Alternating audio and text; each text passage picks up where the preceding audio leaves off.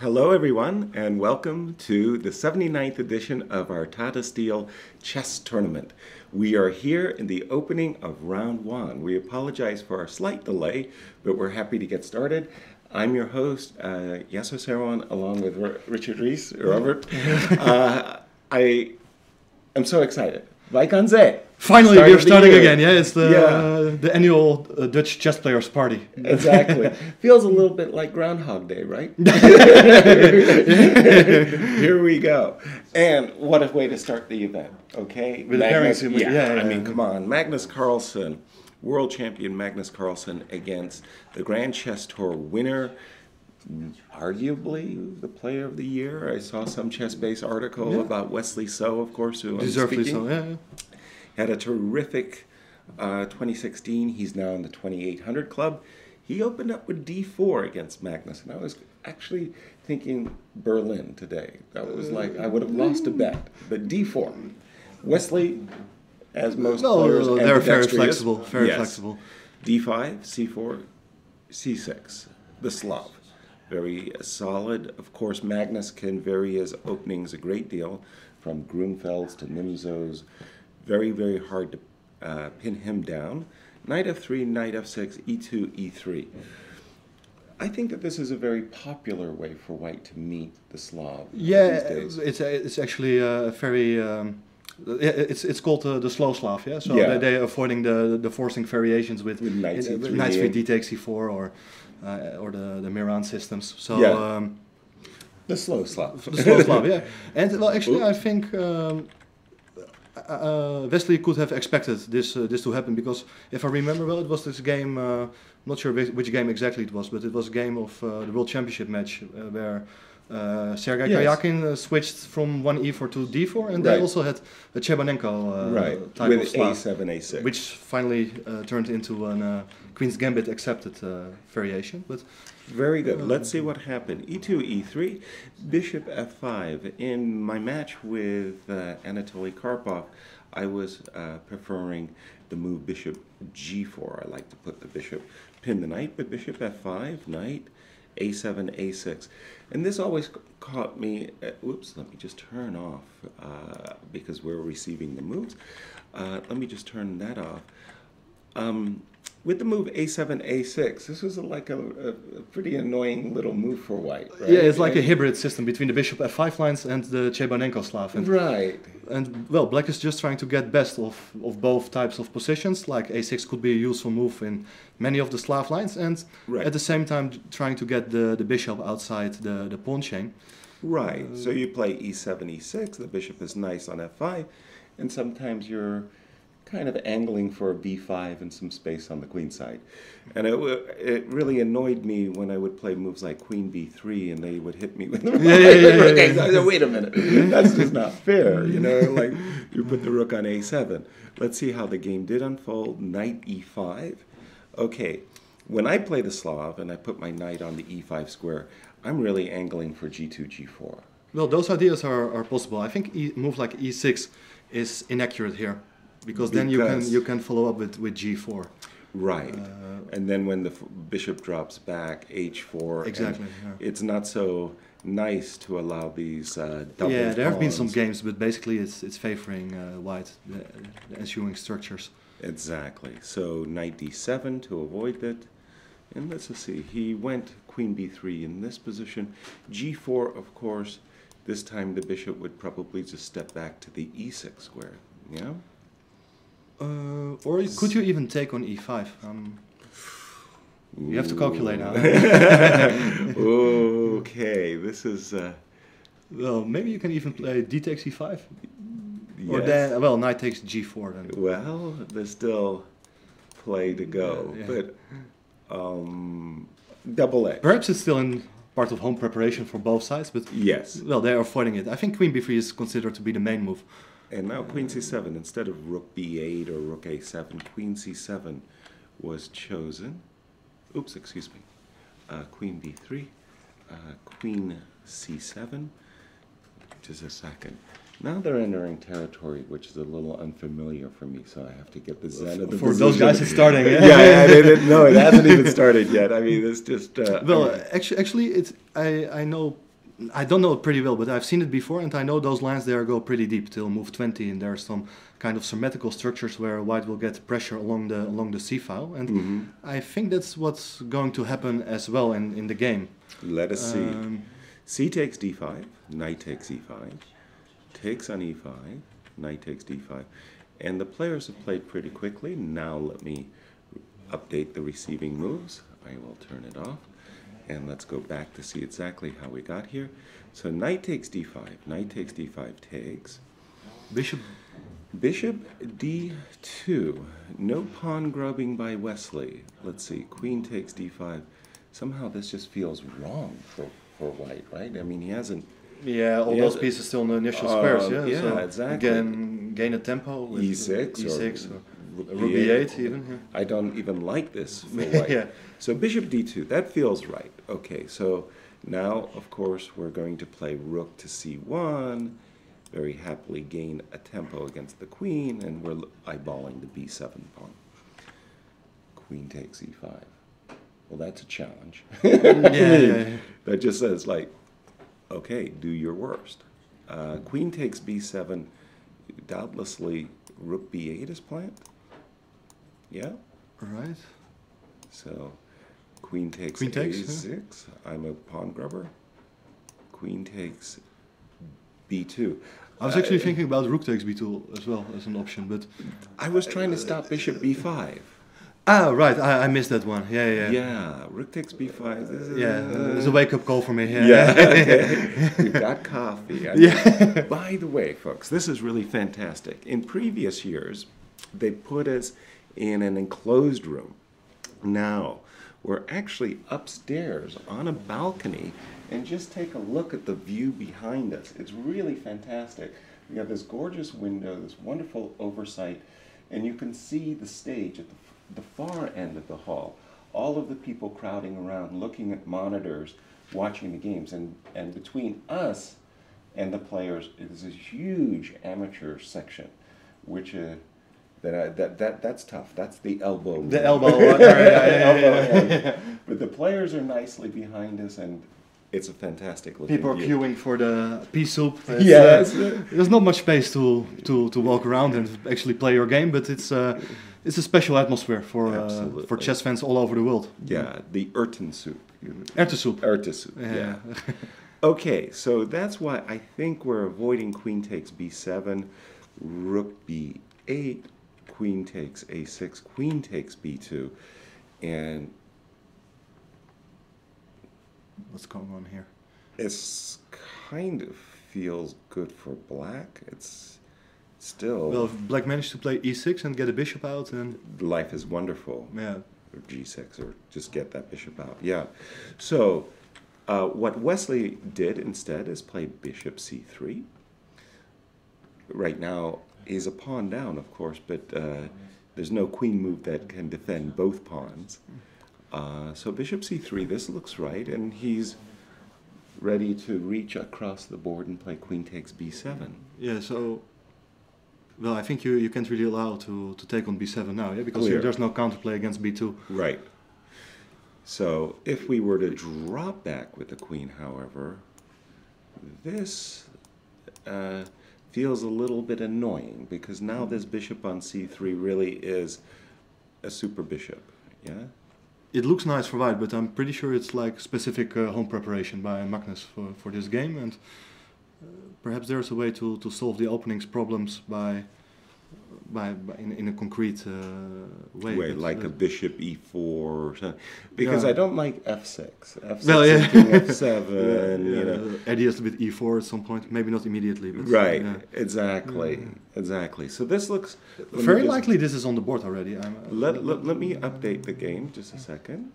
I'm going to close and update. And indeed, we do have queen c7, queen takes d5. We were just, again...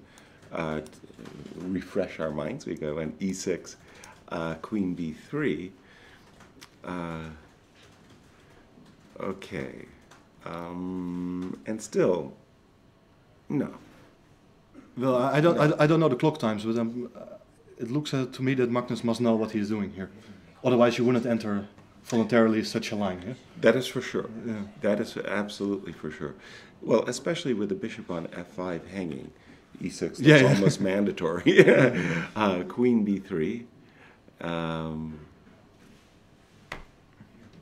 What to say? We have a position, but while we were waiting for our hard-working producers to bring us onto the show, we actually got caught up in the game between Anish and Sergey. Yeah, let's move on there. Let's move on there. Okay, we're going to switch games to the game of Sergey Karyakin versus Anish Giri, the Dutch #1.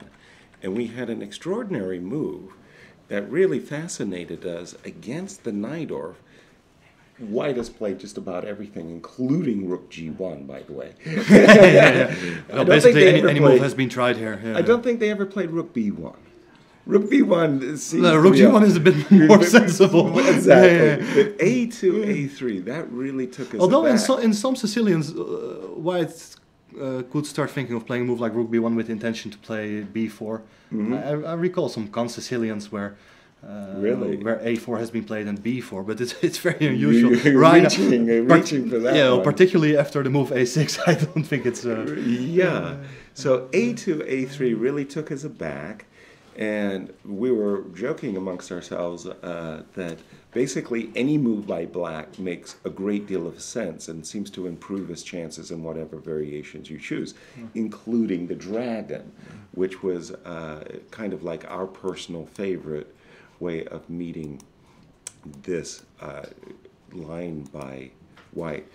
Because in any Yugoslav attack, king variation of the dragon, let me just put that on the board for a little bit. Any Yugoslav, you never want to play this move A2, A3. You're just making these sacrifices of rook takes C3 work. The pawn on A3 becomes vulnerable as well, so exactly. Really nothing. So G6, White would have to come up with a different setup. Maybe he would have had to go for, some kind of a classical like this. But then again, when we get to this position, where the knight oftentimes goes back to B3, so you can go like F4 and G4 and kill the guy, right? Right. A6 is very useful. Why sure, did you play A3? Exactly. Yeah. Like, oops. Well, White may consider still to play A4, but it would be a waste of time. Right. Loss of a tempo. So Anish's move, Anish played rather quickly. He decided to take concrete action at once. Well, what actually surprised me, he played this move rather quickly indeed. He played E5, but if I would face this move, it's pretty sure he didn't expect the move A3. It's more logical to spend here a couple of minutes. Yes. And then make the coming moves a bit faster. Yeah. Yes. So after E5, he went into a deep think. I mean, I think Karyakin still has the time he started with, and 117 versus 141. Yeah, exactly. So Anish is spending already like 25 minutes for the first couple of moves. So it's a bit surprising way for me to spend your time in this way, but on those particular moves, because like you say, I'm with you 100%. If I was thinking about, okay, Gary's behind on the clock because he got surprised with move A3, I would have allocated the time after A3. Exactly, yeah, that's what I meant. Yeah. To be able to really imagine what kind of middle game. Now, again, having said that, E5 is a very sensible move, knight F3. You're still leaving White to answer the question, how are you justifying A3? He played bishop E7, a kind of move that we were looking at lots of moves, by the way, including the move Queen C7. Idea, very specific idea in this case. Queen C7 is a very useful move. And you just wanted to stop bishop C4 and ask White, well, okay, you go bishop G5. Well, that's one of the advantages, of course, of the move A3, that you haven't decided yet where to place your bishops. So in some lines you can go to E3 or G5 or bishop E2, bishop D3, C4, whatever. Right. But great, you're flexible, but you lost a tempo. Yeah. No, it's not everyone's decision to do that, but Exactly. So after e5, bishop e7, logical, bishop c4. So this is the point that we were joking. We're saying a London system, a queenside London system, where oftentimes you bring your king's bishop to the f4 square, you play h3. But here, okay, again, I'm not a big fan of this whole thing. And actually, if you really wanted to be, crude, the brute, if you wanted to bring out your brute force here, you'd actually even have to consider b5. Right? I mean, because, okay, I'm stopping bishop c4. I'm about to play bishop b7, knight d7, rook takes c3, and get an ideal Sicilian. You're almost obliged to play a4. Like, because you just don't want. It could be a really nice version of some bishop e2 variation in the Najdorf. Yeah. So interesting. But okay, let's see how it continued. We, like I say, folks, before we came on air, we were having a lot of fun. Or we were poking a lot of fun at the move a2, a3. Bishop e6, bishop a2. Okay, you're the expert. No, thank you, Jan. Sorry, that was becoming too difficult for you. I'll turn it over. Okay, explain that one. Well, it's pretty clear. I think that White doesn't want to take on e6 because after f takes e6, yes.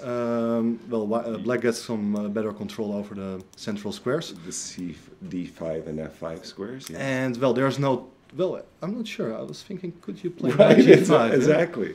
Queen c8, kind of obliged. Queen c8, and now looking at the move like queen d3 with the idea to bring the queen over to h3, attacking that pawn. So that after h6 you can still play.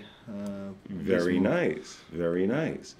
So it means that after queen d3, knight c6. Yeah, that's the critical line. So that I'm preparing to meet queen h3 with knight d4, kind of defending and attacking c2. Yeah, it's quite unpleasant now. Yeah, so this strategy simply doesn't. Black's fine. Yeah, more than fine. More than fine. Black has maybe winning somehow. Yeah, Black has a serious edge suddenly. Okay, so you can't be brutish. Yeah, so that doesn't work. But if you and otherwise the structure is just better for Black. You get the semi-open F file, semi-open C file. Right. Black can dictate the course of the game. Agreed.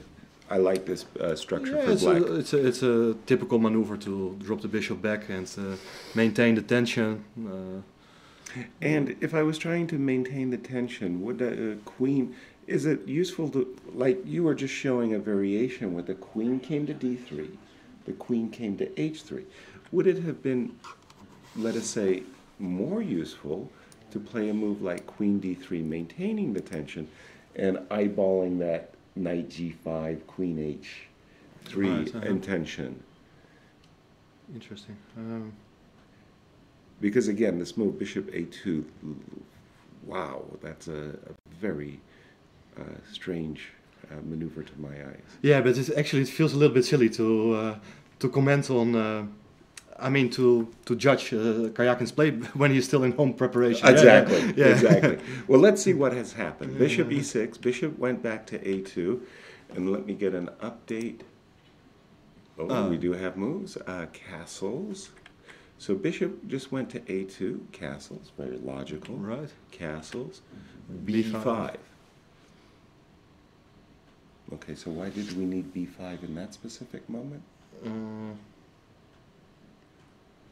Well, if you would have played earlier, maybe ideas with bishop d5 could have been considered. Yeah, without the bishop on e6, you could play bishop. In principle, what's White's overall strategy? Is he intending to play knight h4, knight f5, knight g5?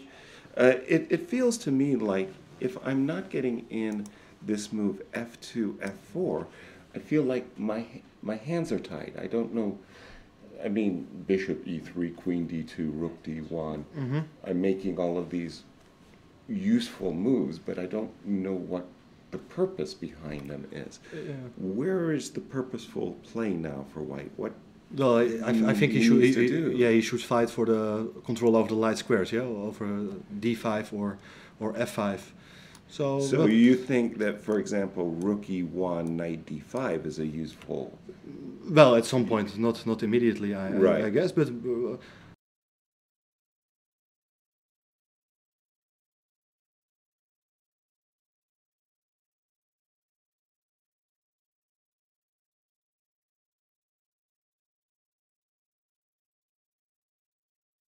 Impossible when a bishop is on e2. Right, because it stops your queen. So well, I try to understand what are the merits of White's play here. Me too. I'm having a difficult time. Okay, having said that, let's play logical chess. Bishop g5. So logically speaking, I'm planning something like bishop takes f6 and knight d5. So yeah, with superior control over light squares. Right. So let's knight say b7, yeah. knight d7. Let's say I am genuinely worried about my e-pawn, so I play rook e1, defending the pawn on e4, again with the rather dry approach of trading and putting a knight on d5. Rook c8? Are you tempted to sacrifice, or just? I think it's a logical move, right? Yeah. Yeah. Well, because I was thinking that after rook c8, bishop takes f6, knight takes f6, knight d5.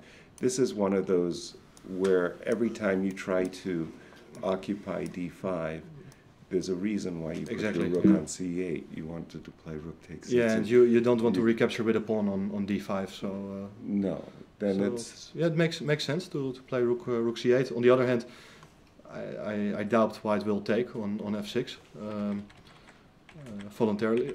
So well, the question is, what kind of other useful moves does White have in store here? Queen d2. How about knight h4? Is it knight h4? I must say I'm a little bit concerned about the very, very standard exchange sacrifice. Okay, we get a game. Definitely, definitely. We definitely have a game, and well, this. I mean, this is for the young bucks out there, but this looks like the old school of chess.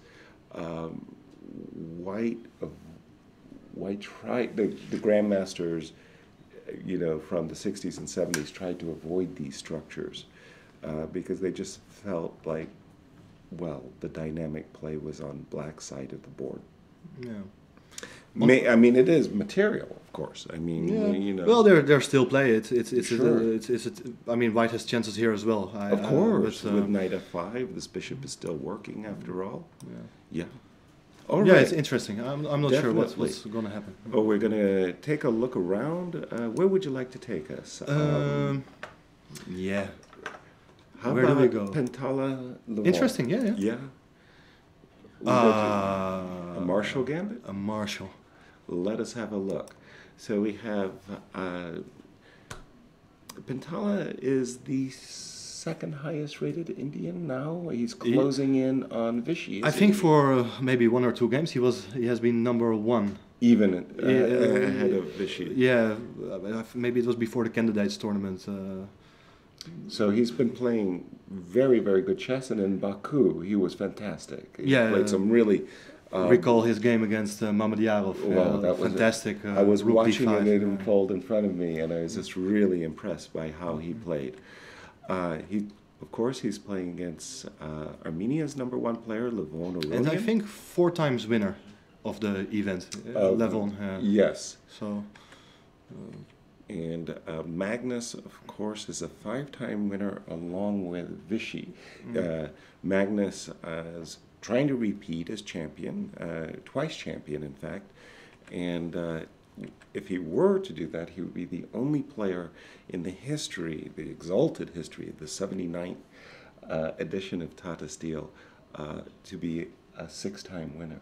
Yeah, that's something. And he has still some years to come. Yeah? That's the scary part, right? Yeah. Okay, so let me just turn off my receive button for a second, and we'll go from the opening. And not a surprise to anybody, of course, but Levon, his whole career, has had the Marshall Gambit in his repertoire, and Pentala says, okay, I'm ready for you. So this is actually a very severe, big test. I mean, and I bet you around the world there are a lot of people hoping that Pentala will get something. Yeah. Or black gets a devastating attack. Yeah. Well, I mean, because the people who play e4 hate playing against the Marshall. That's true. Yeah, so if Pentala could force an advantage, there'd be a cheer. Yeah, 3 cheers. Dream on, yeah. Dream on. Okay. You believe in the Marshall, it sounds like. You just think it's solid and good enough. Yeah, no, it offers great play. White is underdeveloped, and there's a reason why White has been avoiding, of course, starting with the games of Kasparov. Of course. And also we saw it in New York City that essentially Sergei was not allowed. Getting nowhere with White. Quick but draws, by avoiding the Marshall, he was playing D3, I mean, and then he was playing anti-Marshall. Yeah, considered to be the mainline setups. Already, this move is already an indication, like, okay, these players are preparing, the top players in the world, they've been preparing themselves for months. The invitations were sent out. Levon, whenever he's in a field, you say, okay, let me just see what to do against the Marshall, because the expectation can be there. You spend 1 week on Levon trying to crack the Marshall, and then you realize it's leading nowhere. So, well, then you decide, okay, let's play a solid line, make a draw, and focus on another guy. Oh, really? Yeah. Is that the way it works? So I'm just, I think it's important to point out this move D2, D3. Sure. Yeah. So after, I mean, I've always thought that, if you're going to try to refute the Marshall, it starts with D4. But that was not his approach. He played D3, Bishop D6, and this all looks very, very well-known theory to me. Yeah, they're still both in book. This has been seen in numbers of games, including games of Levon himself. And A2, A4, yeah. H7, A. I also seem to recall that it was a game of Magnus as well. Yeah, Magnus Wee from last year. Exactly. Yeah. Or it was, pardon me, it was the other way around. Magnus playing with black. Yes, right? Yeah. Exactly. So actually, it looked like he was going to make a draw with White by Yi, playing very solidly. But yes, I think in the end Magnus was pushing a little bit somehow. So, well, you shouldn't think that it's that easy to make a draw with White. Yeah, against a high-rated player. So King G2. This all looks like theory in Bishop F5. Okay. So unfortunately for us, not a game that we can really It will not be about. The game of the day. It will not be the game of the day of the round. And let's go. We have, wow. We were talking about newcomers. Who was the newcomer? Is it Ian? I think so, yeah. Yeah. So we'll go his first time here. Yeah. So we have the game of Radislav what? No, actually, I think we're mistaken. I think it's Andrijking. Dmitry Andrijking. Yeah. I apologize too. Yeah. So Ian's played here already in the past. Very good. Today he's black, D4. He's a very well-known Radislav Wojtaszek. Keep trying. I'm terrible. It was his birthday yesterday. Birthday boy yesterday. Yes, that's right. So Friday he should be in good spirits before the tournament. And Friday the 3rd tournament. Friday the 3rd. Yeah, I think it was last year. He had a very good tournament. Yeah, he started very well, and I think he beat Magnus. Or was it 2 years ago? 2 years ago, I believe he had beaten Magnus. Time flies. Yes.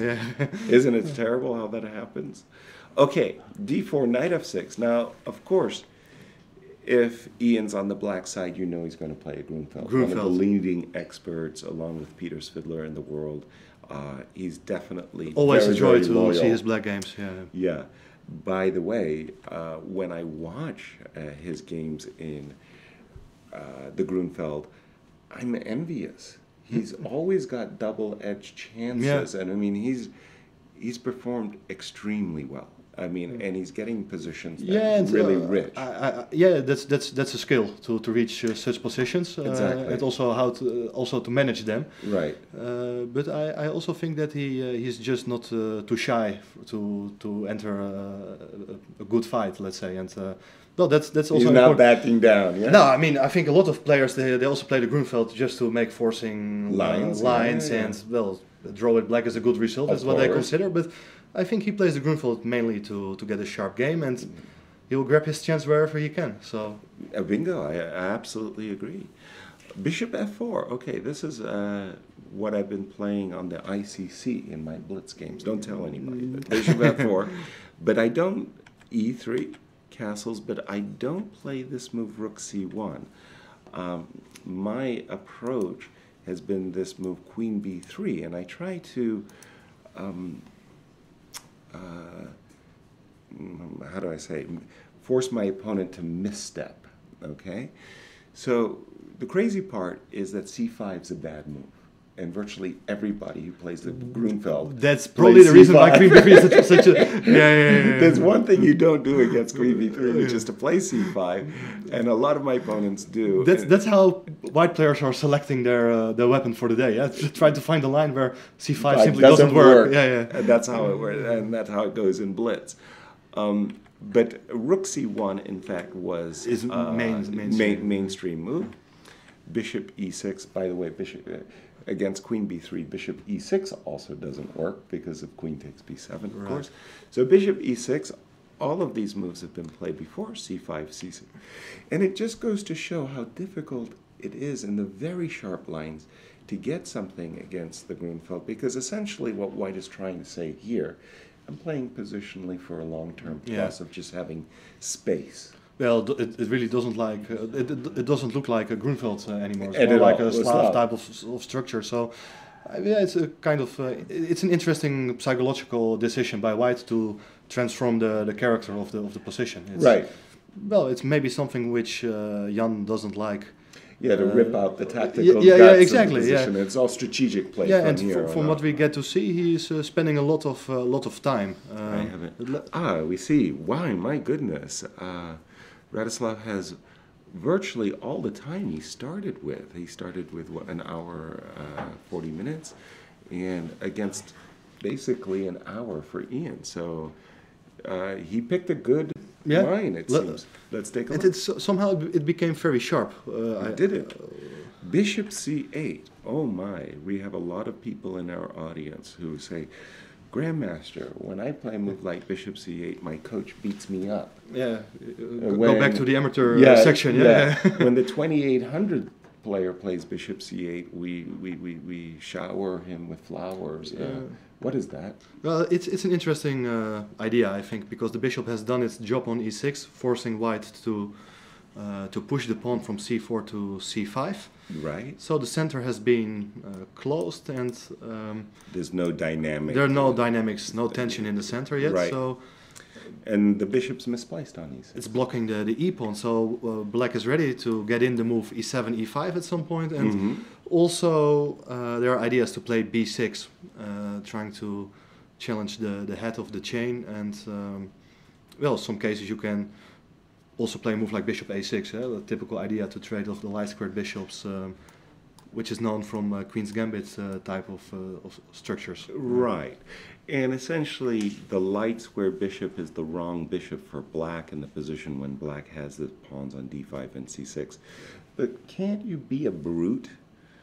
I seem to be saying that a lot these days, but can't you just go bishop f5 and say, I want to trade bishops. Why do I spend 3 tempi playing it? Why don't I play bishop e5? Come on, man. But still, I really don't like that move. You don't? No. Because? Especially a Grunfeld player will not play it. Because I think that, let's say, if you take on f5, you need to double your pawns. And it's very unlikely that black will get in this move e7, e5, ending up with a horrible pawn structure.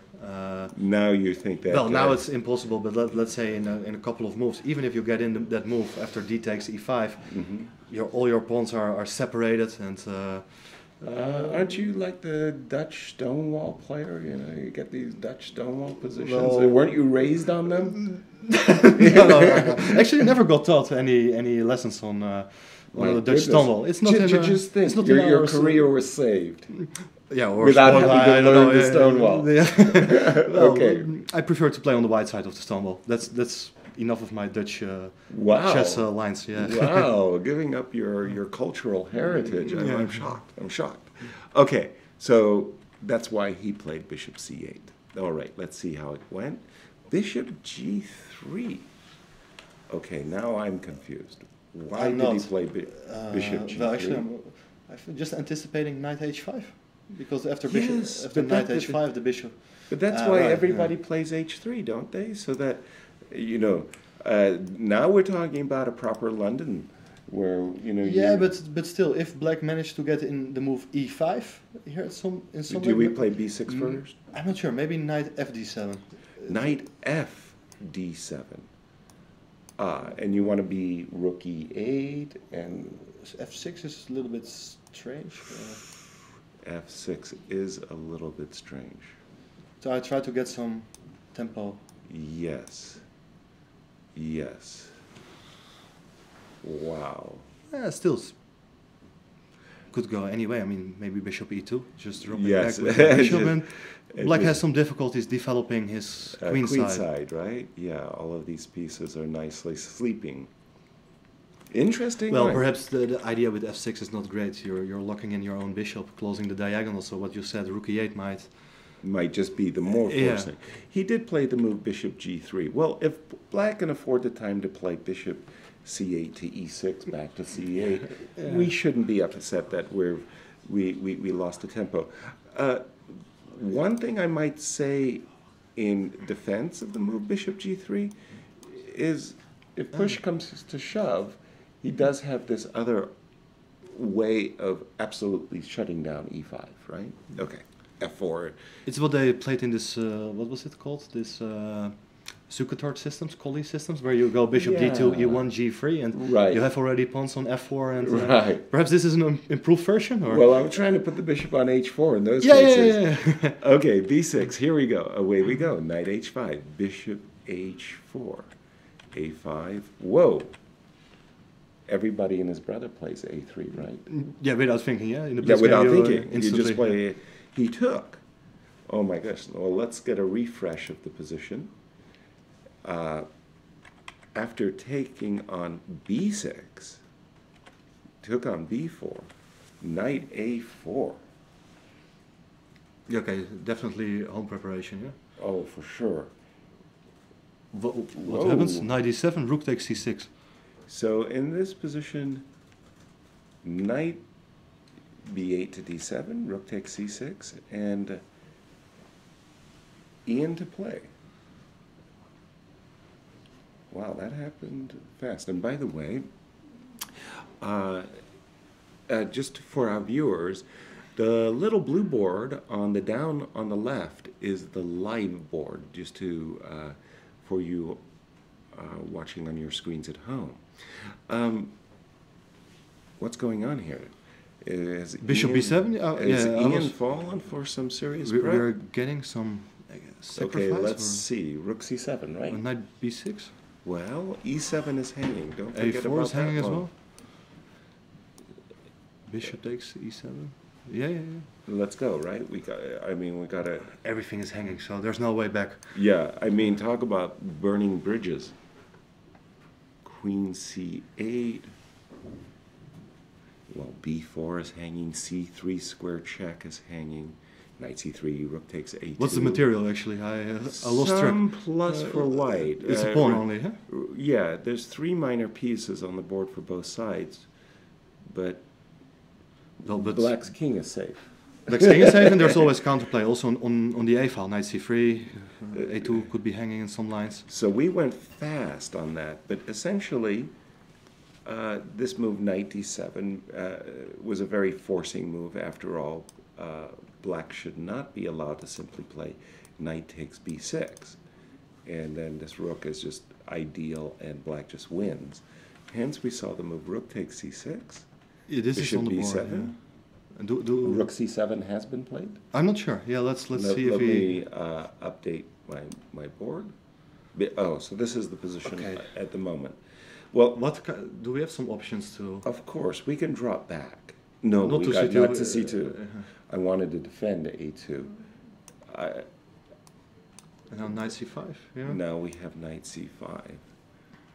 So we have a positional, but that's not so much fun as the tactical. Yeah, it's lines just tactical for a couple of moves and then. Let's see the tactics again, okay?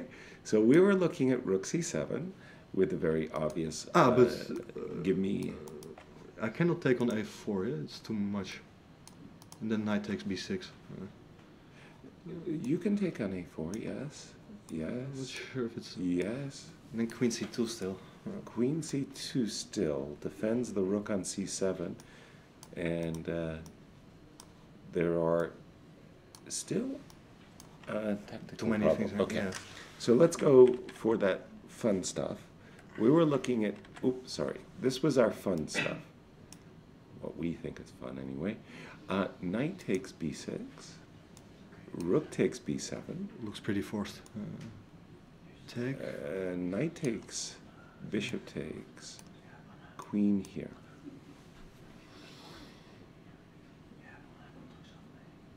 Somehow, you know, whenever I enter these really forcing lines, I really want to make sure that, especially when I'm sacrificing material, that my forces this harmony, yeah, that everybody's working in the same direction. And I look at that knight on h5. It really bugs the hell out of me. It's like should have been on e4, yeah. Exactly. I want went that in the wrong knight on direction. E4. Yeah. You can take on e7 anyway, but just give me a square. Give me a square. Exactly. So I get bummed out by the fact that the knight on h5 isn't working. Now, having said that, is this a mess that black can afford? Let's say I take a rook.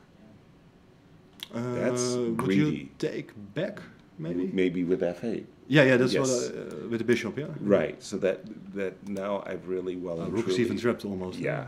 Rook b5, like knight c3 at least. Yeah. So after the move queen c8, I'm going to do this. You better take. I'm entering the twilight zone. Rook e8. Yes. Well, this looks like a mess, and I don't think I would want to enter it if I was white.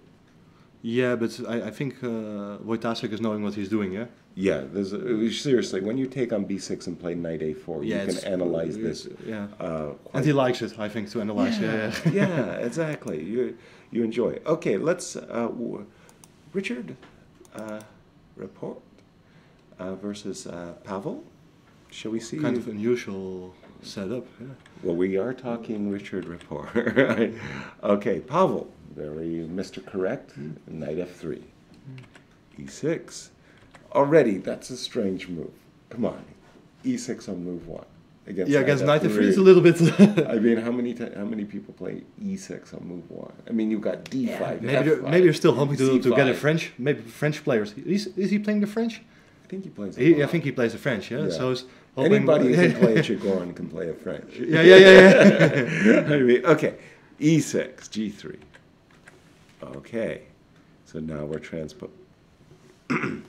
Welcome, Richard. You know, we were transposing into a normal English, and I think after the move knight f6, if there's not 2,000 games in the database, it's only because you made a filter and, you know, said only 2,900s or something, you know, because everybody and his brother has reached this position at some point in their career. I mean, I don't care who you are. If you play a lot of chess, you've reached this position. But g5, of course.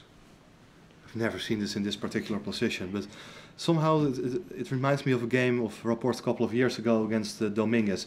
Probably a slightly different move order, but even with colors reversed, maybe Rapport was playing with the white pieces in that game. But I recall some quick g5, g4. I think it was that game. I might be wrong, but well, it's nice. We get a creative battle, and the problem, I think, at the highest levels today is, while we can all sit and admire the move g5, we always feel that, you know, incorrect play is going to get punished. And these guys, these are like the worst guys in the world to play incorrectly against, because they know how to punish you. You know, you applaud creative play, but at the same time you say, okay, do it later in the game. Not at this stage. There's a he's on the edge. He's skating on the edge of of being creatively destructive. I think Pavel was saying at the opening ceremony that his biggest enemy is himself. But I think that comment would have been more appropriate for Richard. All right, let's go ahead. D3. Okay, this is actually I consider that a victory for Black. Because it's not the move that punishes. Actually, the move, I was thinking the same, but in the meantime, I wasn't really sure what should be the critical response. D4, you think? H3. H3 just H3, followed by D4. H3 followed by D4, so that you can play Bishop D5. Let's say I go H3. H3, I play Bishop G7. Okay, D4. Yeah, just take the guy somehow. And take the guy on G5, of course. And I'm saying, this is the punishment. Maybe it's not the punishment. Maybe it doesn't. But this is the challenge that Black is offering White, right? I mean, because okay, you can play Queen B6, and I will play Knight D2, of course. And it's a game. It's wonderful. It's a game. It's an unusual structure, and White also has to prove something, because Black has some extra central pawns, and if he managed to get his bishop out on C8 and develop the knight to G6, let's say, then oh, that is definitely. But I'm saying this is a challenge. When I see the move D2, D3, I kind of think, oh, Black is going to be like, okay, that's a relief. D3, H6. Now, Knight C3, Bishop G7, H4. Okay, but now he pushes. D6, E3, F5. Oh, wow, F5. That strikes me as a very strange. I would have grabbed my H pawn there. I would have played H5. I was thinking that if I had played H5, I'm greedy. The reason I play H5 is I'm greedy and I want the square. Your knight, I want my knight on the square F5. Stopping D4, and you can never play E4, so it's a wonderful right. Square. And again, I'm greedy. When you castle short, with my knight on F5, I'm eyeballing opportunities to sacrifice on G3 and H4 and stuff. So But on the other hand, okay, let's say once you get a knight on F5, if White is not going to do anything, he plays very solidly. Like castles, you mean, or Rook B1, or I don't know. Rook B1, Queen C2, play on the queen side, A3, B4. Right. How is Black going to break through? Okay, let's just throw some moves on the table. A3. Let's say I'll put my knight on F5. Let's say you put your rook on B1. Now I'll do something. Queen D7. Yeah, let's say Queen D7. Now your knight on C3 is actually hanging, so you actually have to take some kind of a timeout. I don't know, like this, like this, like this. Right. Yeah, but it's still a game, lot of play. Yeah. All 16 pieces each on the board. So right. Well, let's just let's get an update of the. Oops, sorry, I did something wrong there. Let's get an update of what happened, because we still have two other games. We have 14 players. Yeah, 13 rounds. It's going to be a long tournament. Right. Yeah. F5, Knight E7. You like white or black? I don't know. Good answer. I don't know. I'm not sure I know either. Yeah. I'll take black. I'll take black. I'm slightly in black's favor. You also, huh? I also. I'm not sure what white is going to do exactly. I'm not a big fan. Bit mystified of this knight on B3. Yeah. If you put white pawn on B5, well, knight B3, A4, A5 makes sense. But well, I don't know. I think Rapport is happy with the position he got. Without question. Yeah, we'll come back to that one. Yeah, and later. maybe Pavel is not. we go to, of course, our newcomer, Yeah. Dmitry Andrikin versus We have a Petrov opening. Yeah. the Russian. The Russian. Yeah. And of course, Yi does have the Petrov well in his repertoire. He's a classical player, E4, E5, and he plays both. Yi? Yeah, He's playing the Petrov. Yeah. Oh, actually, wasn't sure. Yeah, couldn't recall any games. Sure. When I think of Valle, I only remember this famous game, Rook takes F7. Sicilian. Yeah, Knight C6, castles, Bishop E7. Ooh. Knight BD2. That doesn't get high marks. I mean, everybody and his brother has played C2, C4. I have seen this before. It's a very solid line for white. C2, C4, I think, has been the main line. The main line for ages and ages. Knight B4. Knight B4, Bishop E2, castles, Knight C3.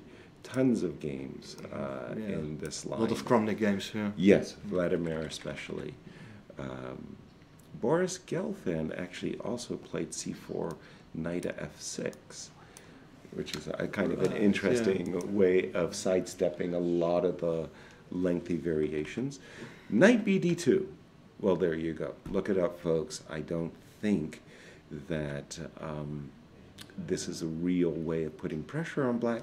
Bishop F5. Now, that's an honorary move. I mean, that's just like refusing to back down. Like, okay, what if you attack my knight, I defend the knight. I think a lot of players would have reached to trade knights and play bishop g4, but but then you cannot really trade this bishop on d3. Yeah, exactly. Well, I'm just saying that in principle, the nature of the Petrov is for black to trade off pieces, especially the minor pieces. Yeah. If there's just a chopping block on the e file, easy draw, right? So I think that a lot of Petrov players go talk. Oops. Did I do it wrong? Yes. It's a game. I mean, there you have it. F7, F5, that's something you want to avoid. So bishop F5, rook E1, trade. Bishop takes F5, knight takes F3. Queen takes F3, knight takes D4. Is the problem. So then you have to take with your G-pawn, which is not ideal for obvious reasons. Exactly. Okay, so minor pieces get traded. There you have it. Castles. It's a typical scenario which you see also in this Berlin line with rook e1 on move 5, I think. Yeah. Might be slightly unpleasant for black to equalize, but well, probably you're very close to equalize. Yes. It's a slight advantage in development, and you know, it's funny, but in some of these variations, any attacks against the d5 pawns as well as the b7 pawn can be awkward. Okay, it's not everybody's cup of tea. I think white just has a smidge. I will take white, but draw is high probability. Yeah, high probability. Okay. Yeah. Our last game, you'll have to. My buddy. Yes, Luke. And also, by the way, we were looking at this game as we were waiting to come on air. E4, C5. C3, we're talking about the Sveshnikov. It's not called the Sveshnikov. It's the Alapin. Yes. The Alapin, I'm not sure. The Alapin? Alapin, yeah. Alapin. We say Alapin in Dutch, but... So we get it wrong. For Americans, we say, I think, the Alapin. Okay, there we have it. This was a German player? Yeah.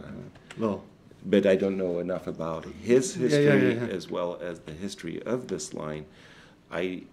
We were talking about this, and we were saying that knight f6 is probably the more popular way of meeting c3. Okay, takes, d4. Russian. It's a Russian. Russian name. Knight f3, knight f6, knight a3, queen d8. Now, all of this looks to me to be theory, yeah? I have no idea, really. I mean, yeah. But it looks very, very thematical for both sides, I think. Yes.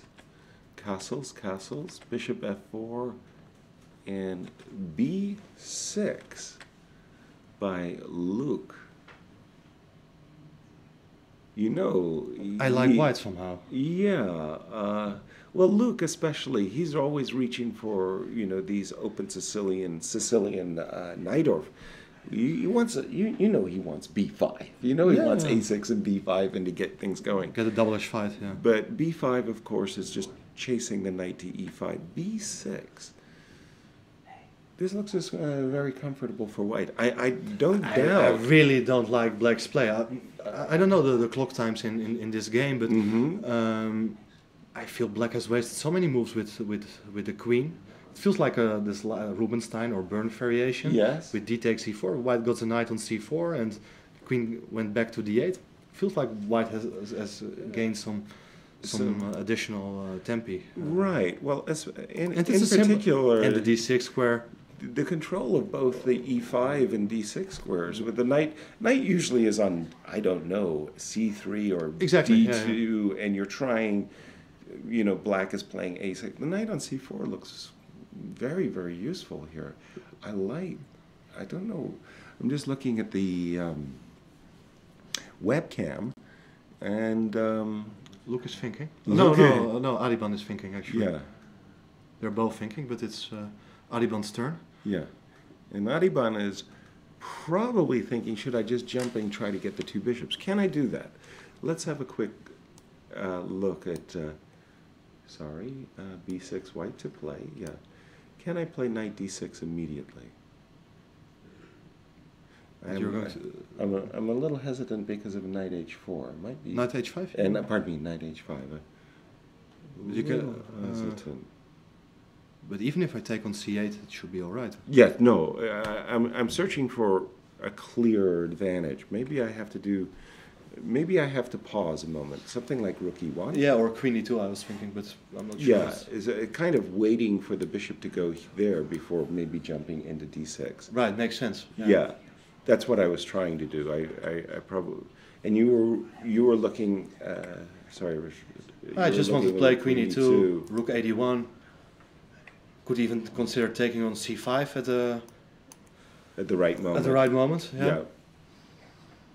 But perhaps it allows black to play bishop b7. So queen e2, bishop b7, yes.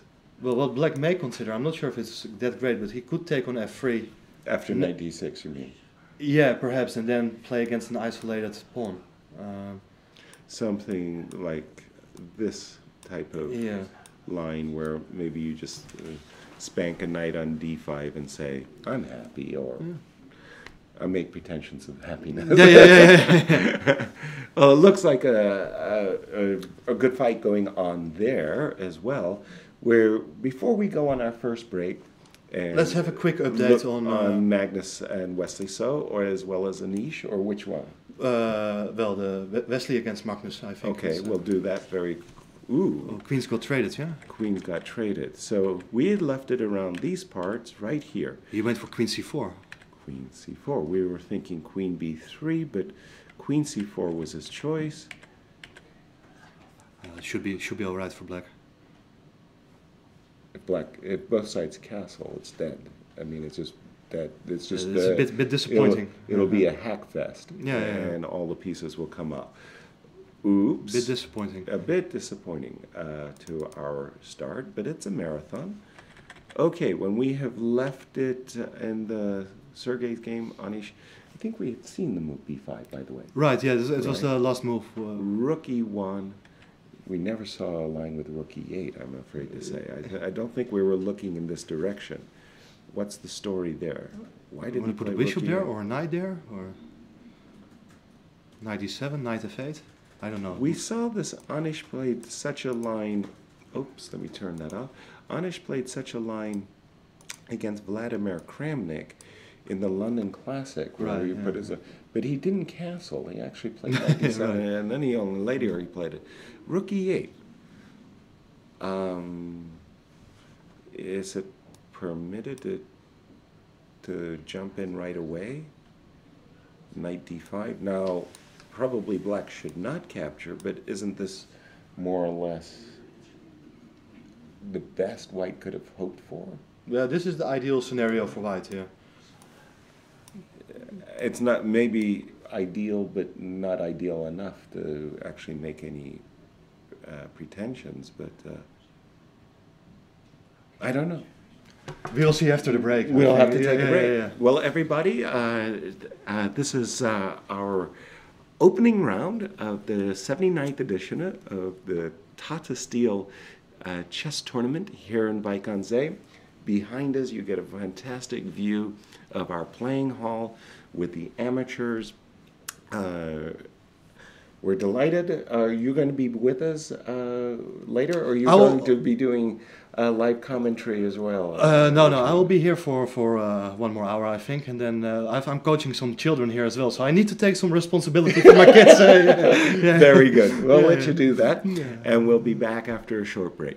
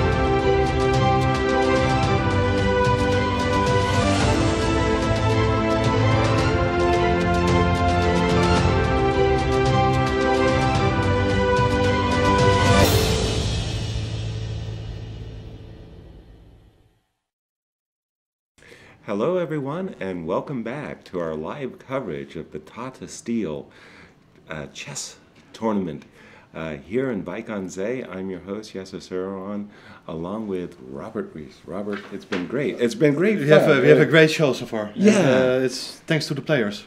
Yeah, and especially our new location. For those of you who are just joining us, we're in the balcony area of the Morion. And behind us, you see the fantastic view of the many visitors and amateur players that are taking place right beneath us. And it looks great. It's a special Even for us feeling. commentating, it's much nicer to be here. No question about it. And all of those people anxiously defending the D5 square. Yeah. Speaking of defending the D5 square, Robert, we got the game of Sergei Karyakin versus Anish Giri. It was a Najdorf, a very unusual Najdorf, A2, A3. White has been slow playing it, and his last move, we had just gone on break, we more or less got to a position that looked like this when rook E8 was played, a move I wasn't really sure of. Bishop G5, knight D7, knight D2. And you were just saying that you kind of happy with the white pieces? I'm not too familiar with those structures, so I don't have too much experience to judge, to evaluate the current position. And I was really feeling that black is actually doing quite okay.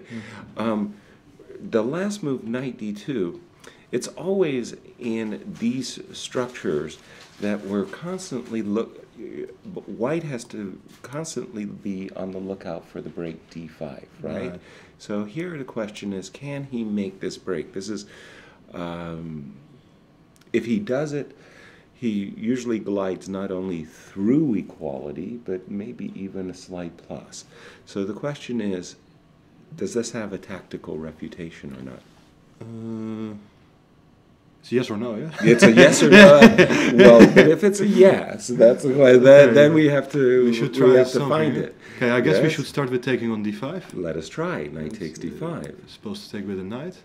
And here you will take with the bishop. You take with the bishop on D5, yeah. And there's no time to take on G5 because of A8. Rook A8 is hanging. So that does it. And if you take on with a bishop, then it's bishop takes E7. And then knight takes D5. Knight takes D5, winning and a piece. you're winning a piece. So D5. Answer is yes. The answer is yes. Okay. So having gone there, we will then looking for the D5 break. Yeah, but actually then I'm wondering. I think white's rook E1 is more useful than black's rook E8. I'll agree to that, no question. Because white is going to play knight F1, knight E3, and right. That was when we were looking on the break that knight F1, knight E3, and then again, black is wanting to make the break D5, but like you were saying, the rook on E1 is causing us to. But okay, shall we try knight F1? Yeah, what else? What else? Okay, so and let me try the break D5 again. I'm a stubborn guy. Yeah, but here. Yes. I think I can take on Simply F6 take first. on F6, take on F6, take on D5. What's most accurate? It doesn't matter, yeah? It doesn't matter. Can't do it. It's a pawn. Okay, so my best attempts at D5 haven't worked yet. Yes, yeah. I'm never going to give up playing for the D5. I'll play knight C4 first. Yeah. So I'm kind of blocking this bishop on A2 from controlling D5. I'm wondering, what do you think of the idea of giving up that bishop for the knight? Yes, I think it's a strategical, it's a difficult strategical decision because you go bishop C4, I'll take with the pawn. Yeah. And then when you play knight E3, I want to use the half-open B file, rook B8, pardon me, trying to provoke rook B1. Yeah, so probably I'll have to play that. And now it's time to resolve this bishop G5, H6. Yeah, and the thing is that, okay, I would like to eliminate the defender, but yes. You have now like two knights for one square, yes? Right. That's a superfluous piece for risky. Yes. Yeah. Yeah, how do you say? We say superfluous. Superfluous. And in I don't know. No. In Dutch, it's the same word? No. We have a different word. It's my pronunciation. Pronunciation. Yeah. Okay. Because we were having the Alapin. Yeah. It's a bit confusing. Okay. So this is one line of play, but it does strike me as whenever White slow plays an open Sicilian, it always seems to me that White's advantage is his superior development at the very start of the whole thing. Sure, yeah. In that if you don't strike quickly, Black with his extra center pawn is usually well placed. But in any case, let me just update the game for a sec. Have there been new moves? Yes, there was Rook a B8. movement. Oops, I just hit the wrong button. Apologies for that. Knight d2, rook b8. Okay. So clearly hinting at playing b5, b4? Exactly. a5, b4, and trying to force the occupation of the d5 square. Not bad. Interesting. Not bad. Okay, let's say I continue the plan. Yes. Knight f1. And we continue, well, we'll channel Anish as best we can. a5. Even a5. Yeah, it's better than the immediate b4. Okay. I have to watch... Having said A, you say B, yes. Yeah. B4, Yeah, yes. I get some problems with the E4 with the pawn on e4 as well, yeah? Yeah. Yeah, I like rook b8. It's Well, let's continue. A, B, A, B. a b, a b. Yeah. And I'm looking at knight C3 to D5.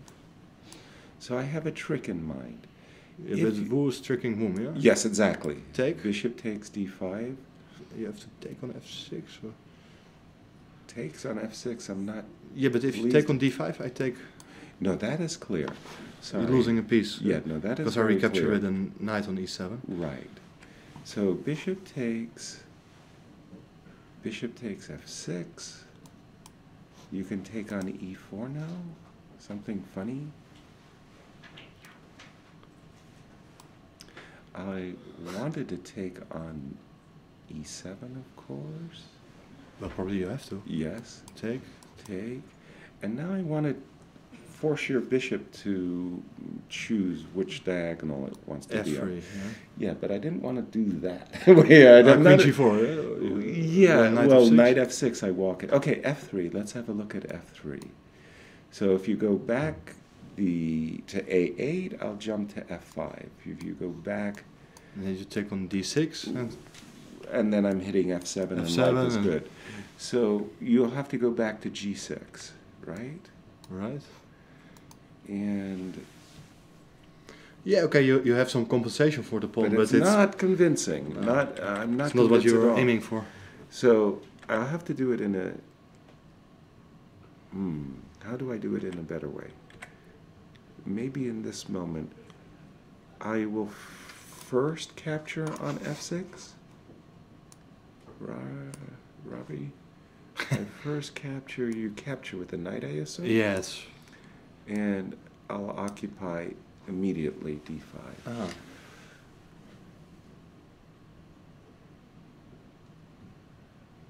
Sergei has the square. Can he utilize it, though? I suspect it's just balanced. Yeah, would you swap off everything on d5 and then bishop g5 is...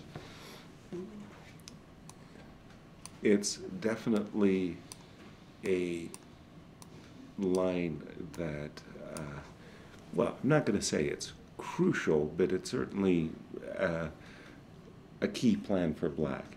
He's trying to keep this knight on f1 under wraps. I don't think with just major pieces, because White has some queenside problems. There's going to be queen c7. Yeah, and the pawn on d6 is not that weak. I mean, if you play rook 81, you can just play rook b6. Yeah, I think. Which is useful for sometimes playing rook c6 as well. Yeah, you're preparing a doubling rooks on the file on the queen side, so Yeah, well, it's definitely not forced to play like that with black, but it's an idea which we have seen before. So I think this game is of being well played. It's still in the process of developing. Still a lot of things to be happening there.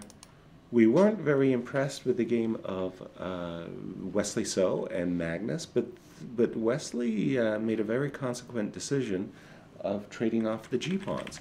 When we left it, Wesley had played the move Queen C4, trade, bishop, Rook C8, Bishop B3, and we were already like, yeah, this is going nowhere in a hurry. Bishop E7, King E2, maybe a tad for white, Bishop E4, and then he took on C3, on G7. Oops, sorry. Would you have made that decision?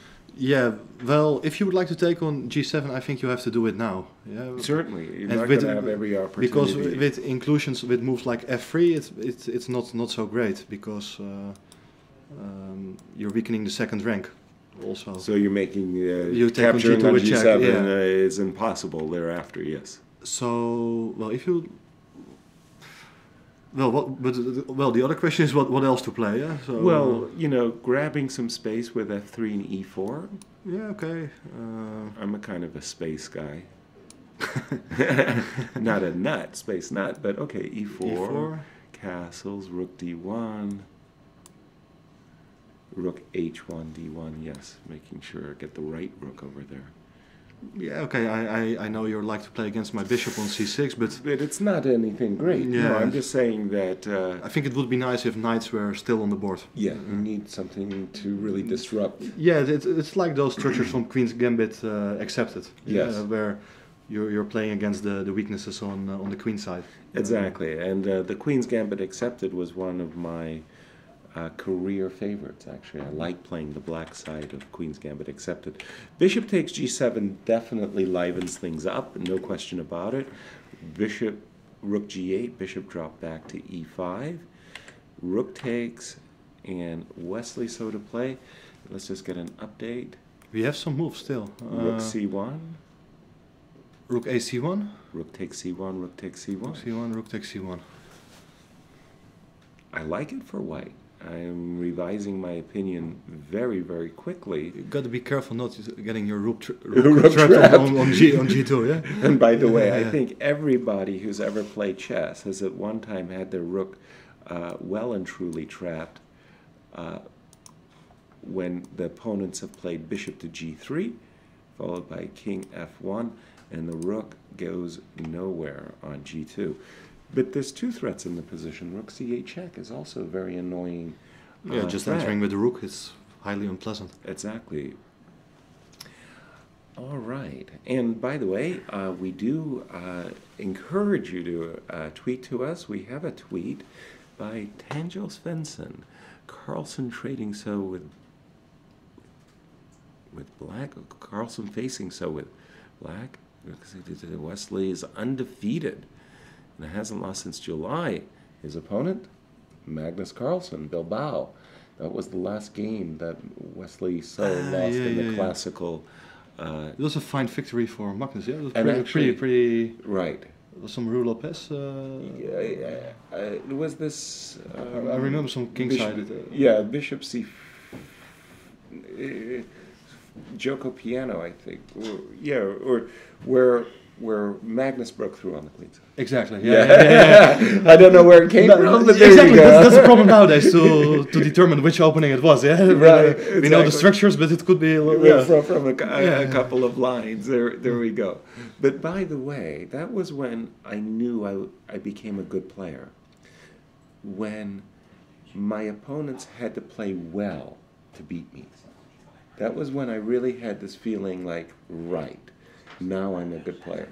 And Magnus had to play very well to beat Wesley. Yeah. It was really a very, very fine game. And right now, sorry, but Magnus has to face. I mean, okay. If it misses Rook G5. To get. Okay, so there's two threats: Rook C8 check and Bishop G3.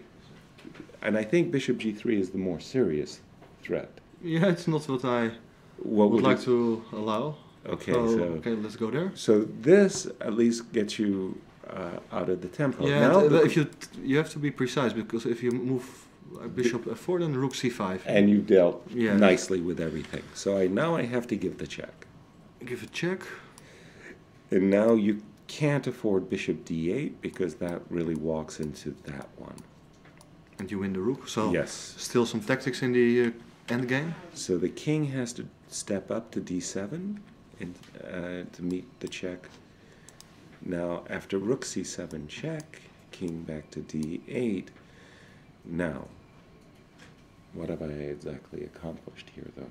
If I play bishop f4, rook c5... Rook c5 anyway, yeah? Yeah, the bishop on e4 nicely defends the pawn on b7. Very important to point that one out. It's only looking nice for white, yeah? But if you cannot really take advantage of the 7th rank. Optically, it looks great. Yeah. But when you get to the position after rook g5, did I error? Well, I was afraid if I played bishop f4 that rook c5 solves everything. Is there some other... I don't like the move too much, but it's maybe a move to keep the game alive. Bishop d4. Okay, now I can... King d7, yeah, I can meet the rook infiltrating with king d7. Now, actually, I'm feeling a little bit... unhappy about the h2 pawn. Yes, you know, I wanted to market red light. You know, like, excuse me, rook h5 is on black's agenda, and white even bishop d6 in some cases. Yeah. Okay, yeah, so this shouldn't do this. Sure went wrong. So rook g5 is key. Is the answer? Yeah. Yeah, then. Nothing to say. Then it's it should be a draw anyway. Very good. Let's continue our. A walk around the stage. So Wesley maintains his streak, yeah. And it looks like a draw there's an actual handshake. Can we see it? It's wow, they really moved. No, they moved fast. Essentially. They traded off everything, yeah. Yeah, essentially. And he played rook g5 actually. Yeah, we left it over there. Yeah. Right. Here and rook g5. Rook g5. Bishop f4. Exactly. Well, they traded rooks. Yeah. And then it was the handshake. So, Magnus Carlsen having no troubles whatsoever with his black game today. Yeah, Marcus went already away from the board and they shook hands. Yes. Already, so draw agreed. Our first result. First result, and Wesley still undefeated for 44 games, was it? 44, yeah. Well, since July. Yeah, and by the way, when he started the streak, I wanted to say that in London, he really looked impervious. Fantastic, I mean, he was really playing in a very but okay. zone. I don't want to criticize his result, but it really helps when you have such a first round game with black against Hikaru. Yeah, and this blunder on move out of the opening. Right. It gives you wings when you get such a gift in the first round of the tournament against your main contender for the Grand Chess Tour. For the Grand Chess Tour victory. So right, that was an important gift. So our first result here in our 79th edition of 2017 Tata Steel, a draw between two of the pre-tournament favorites. I think that's fair to say. Quick look at Pentala and Levon. Bishops of opposite color, extra pawn for white, but this really looks like it's going nowhere. This looks like dead. But he's winning the pawn back already, or? Let's see. When we left it, we had a situation about here. I think we actually saw the move King G2, in fact. Right, yeah. Takes, takes, takes. Bishop drop back to F5. Bishop E5. And this is where... It's a little trick. Hare Krishna said, gift me the pawn. Bishop E6. Setting up a swindle, actually, because there's a very nasty trick in the position of knight F4 check, and the bishop on B3 is hanging. You get some position with opposite color bishops, yeah? I think it's... Which is exactly it's about to what happen, happened. Yeah. Or it happened already, yeah. It did, in fact, happen, and bishops of opposite colors But here, the bishop on b3 is a great blockader of the extra b2 pawn and the double pawns. No, this is definitely a impossible victory. to make progress on the queen side, yeah? Exactly. Definitely a victory for black in terms of theory, of opening theory. There's also no chance for white to generate counterplay against g7, yeah? No. I like the pawn on f6, it's a nice construction, so... Yeah, it's like one of those things, if you were under absolute best circumstances able to get a bishop on f8 or rook on e7, you might only chase your opponent's king to the f5 square. And in the meantime, you can kiss your queenside goodbye. Can you imagine some mating net with king on f5, bishop on bishop on f1, rook g2? For the other, for black, yeah. Exactly. It might easily rebound. Yeah, it's not going to happen, but black is by no means any worse. Exactly. So that game sure looks like it's heading for a draw. Yeah. This was actually a very interesting, very fascinating opening. Radislav and Ian. I'm just going to call him Ian. I think the Russians say Nepomniachtchi. Nepomniachtchi. And, well, Dutch guys would say Nepomniachtchi, which really? sounds not like the same name. Yeah, exactly. It became a very sharp, only because of this very unexpected capture on b6, as we were talking that in a blitz game, everybody will play the move a2, a3, and then we'll see some swapping. But after a5, capture by Radislav, takes, and this moment. Yeah, this is where we were looking at the move rook c7, and we were having a lot of fun, but not necessarily fun for white. Rook c7. Rook c1 is interesting as well. Well, again, we're anticipating that this is preparation by Radislav. I'm not sure how taking far it down stretches. b6, how far it stretches. But rook c1, he would have likely have. No, but the point is that, well, it makes sense to keep the rook on the board, and, well, if you play knight takes b6, then after trading the knights, e7 is still hanging. Takes. And if you play rook e8, I think you can play bishop c5, and there are no tactics against the pawn on d4.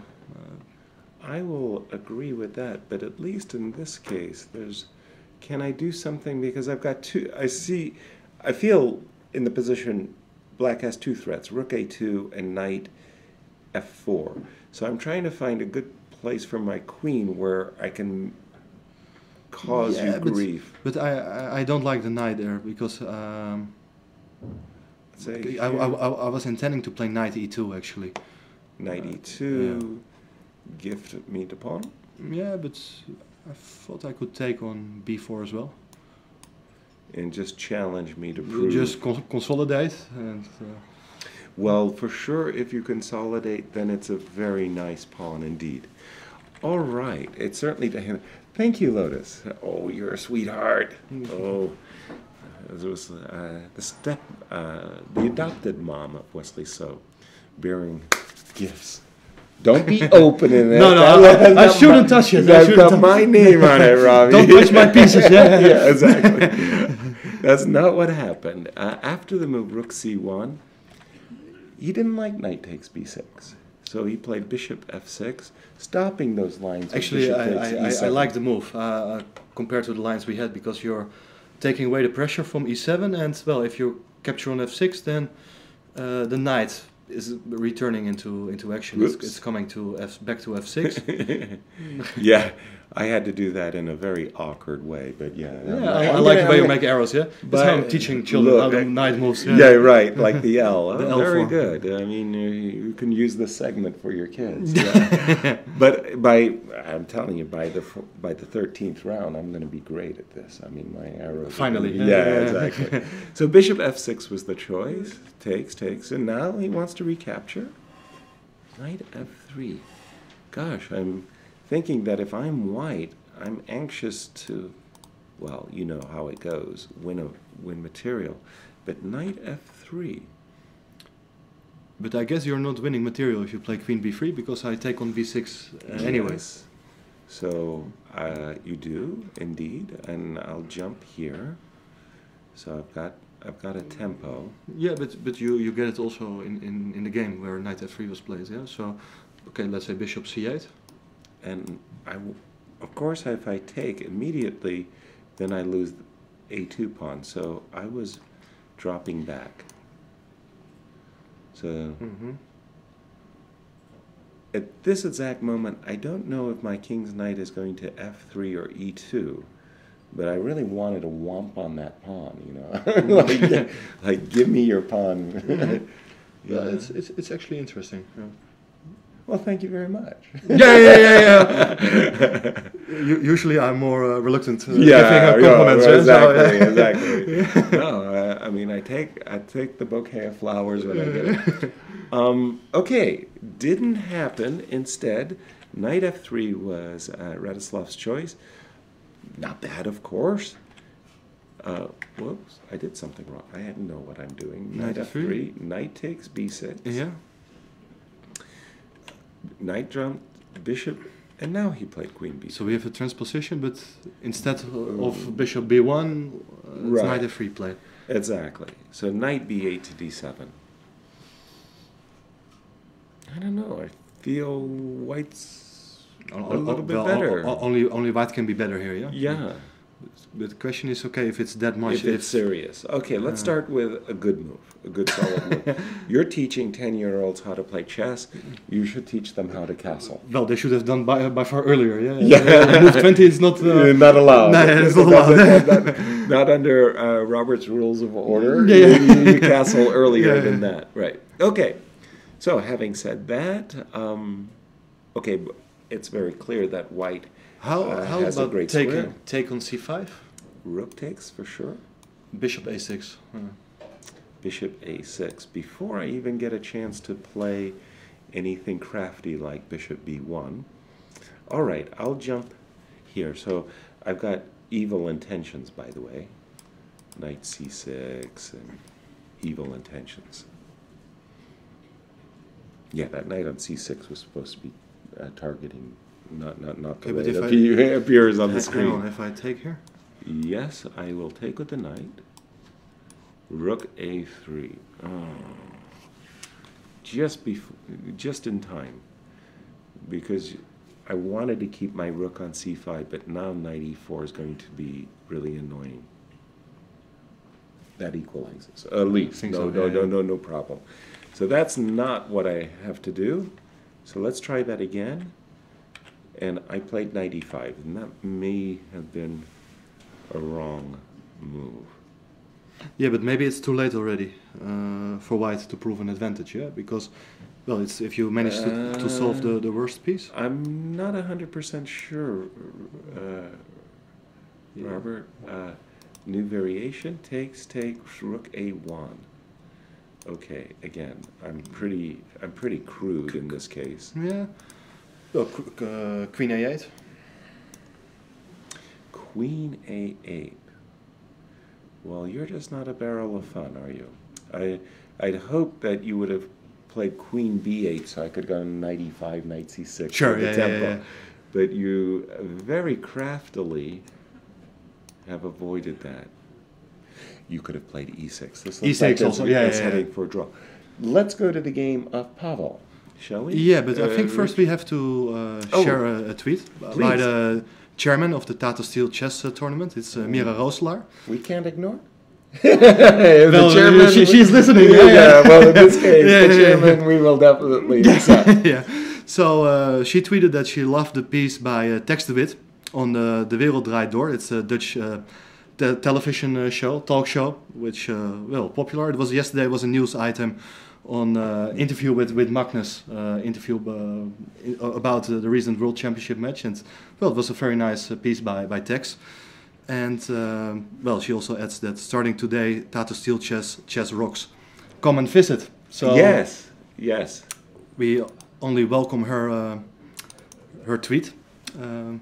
Exactly. Well, just for our viewers, Text to It is a master player here, but he's also a comedian. He's a professional presenter. He was the master of ceremonies at the opening. It was a wonderful ceremony yesterday. And from the tweet, I understand that the Dutch media had an interview with Magnus that was played on the national. Yeah, they picked it up, and it was also about the release of his documentary Magnus, which is going to be played in some cinemas in the Netherlands soon.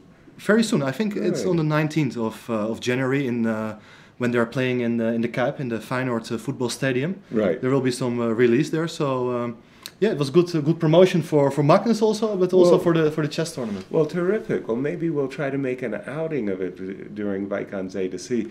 I went to see the movie Pawn Sacrifices. It was played in St. Louis, and literally all of the players from the Sinquefield Cup, alongside Garry Kasparov, the movie audience must have had a rating of over 2,500. It was like the most amazing thing. Exclusive cinema. Right. And the producer came out to say, would you please tell us about the movie and how you liked it? Well, of course, there was an H4. Bobby Fischer's preparing and he's studying one H4, and the whole audience just fell into the laughter. Like, you can't make this kinds of errors. Chess player's point of view. You bet, Robert. Okay. We have a big mess. A big mess between Pavel and Richard. When we left it, we just saw this move F5, by the way, and this is where we had a discussion. And D4, B6. I actually wanted to do this when my queen was on D7. Never mind. D4, castles, queen E2, E5. Wow, that's just such a pugnacious move. E5. Well, that's the reason why Richard put his knight on E7, by the way. He could have also placed the knight on F6, but then it's much harder to get in that move. It would also have been impossible, as by now the knight would hanging on C6. Right. So it's a clear idea to protect the knight on C6 and prepare the move E5. Wow, that just strikes me I would have thought that a lot of players would have just played bishop b7, maybe queen b8, or done something a little different, maybe even possibly taking on d4. But e5 just strikes me as a move where your opponent refuses to bow down to your wishes, you know, but really that's such a challenging move. But it looks like it should be defeated somehow. I don't like this move. Yeah, but on the other hand, I'm not a big fan of the placement of white's pieces either. True. Knight on b3, bishop on c1 are not challenging. Yeah, the rooks are still not connected. So I think the fearsome thing is this move d4, d5. You have to make sure that tactically you don't lose material after such a move. The knight will come to d5 and e5. I guess it's a way of avoiding a tactical blow like d5. I mean, black would be very happy if white were to close down the position. Yeah, very nice position.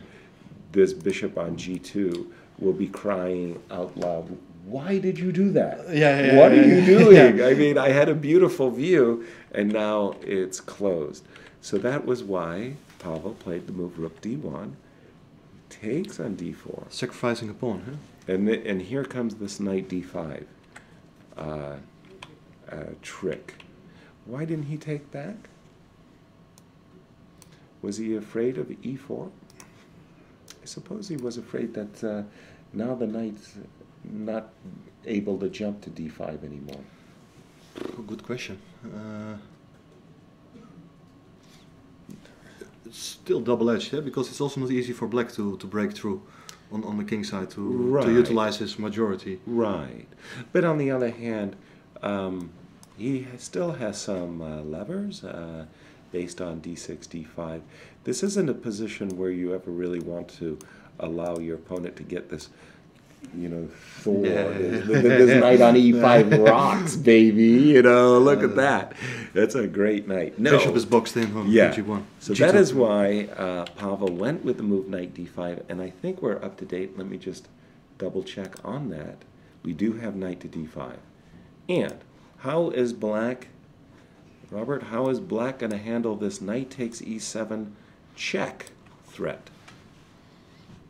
Good question. We have a move, or we do have a move. We do have a move. In that case, I'll get an update. I don't have to think myself. Yes, exactly. Well, there we have it. D3. D. Wouldn't have guessed that move in a split second. If you had guessed that move, you know, like I'll just raise your arm right now in triumph. That would have been very good. D3, not the move I expected either, my friend. Okay. Well, but if you take, well, let's ask the very consequential question. Answer with queen takes d3. Now, any intention of trying to transpose into a line that we just saw with e4 is doomed to failure. You're not going to get the knight on here in time, because knight takes, queen takes. I've got this very unpleasant. Oops, check. Oops. I'm trying to highlight, and black simply doesn't have the time to play e5, e4. Interesting idea.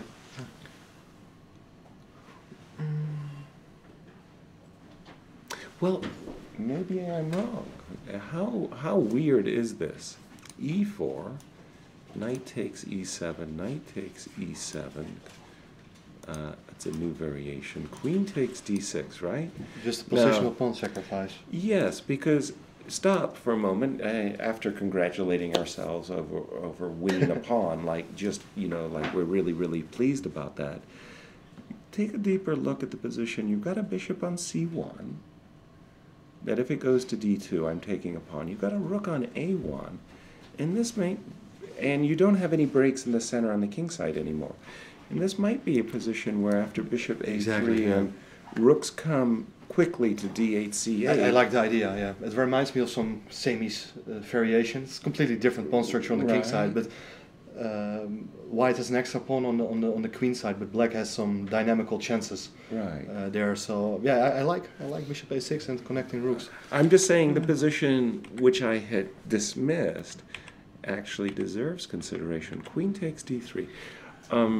Besides e4 giving up a pawn. And by the way, I don't think that this is the kind of move you do want to allow white now. I mean, the bishop on c1 is crying out, right? He's crying like, hey, you know, you hate me. What did I ever do to you? How come you're treating me so badly? Yeah, but he's paying the price for the strategy he opted for early on. Yeah. Yes. He didn't play a critical line to punish black's aggressive intentions, G5, and well, in the long run, it could be very unpleasant to deal with his lack of space on the king side. Mm-hmm. Yeah, so in some lines, this bishop gets locked in. So yes, both bishops. So this move d3, by the way, I think that it also took Pavel by surprise. He fell off his chair. It was still recovering. Yeah. He's taking a deeper look at the moment, and yeah, that was a very surprising move, but it also looks like it's a good one. So we have another tweet. Yeah, it's let me see. It's another tweet by Kevin Winter.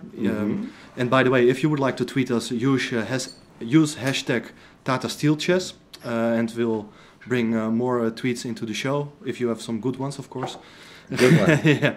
So I'm not the filter, by the way. Yeah. Leonard Oates is working hard as our filter man. That's good, yeah. Otherwise it would be too much, yeah? Yes. Us, yeah.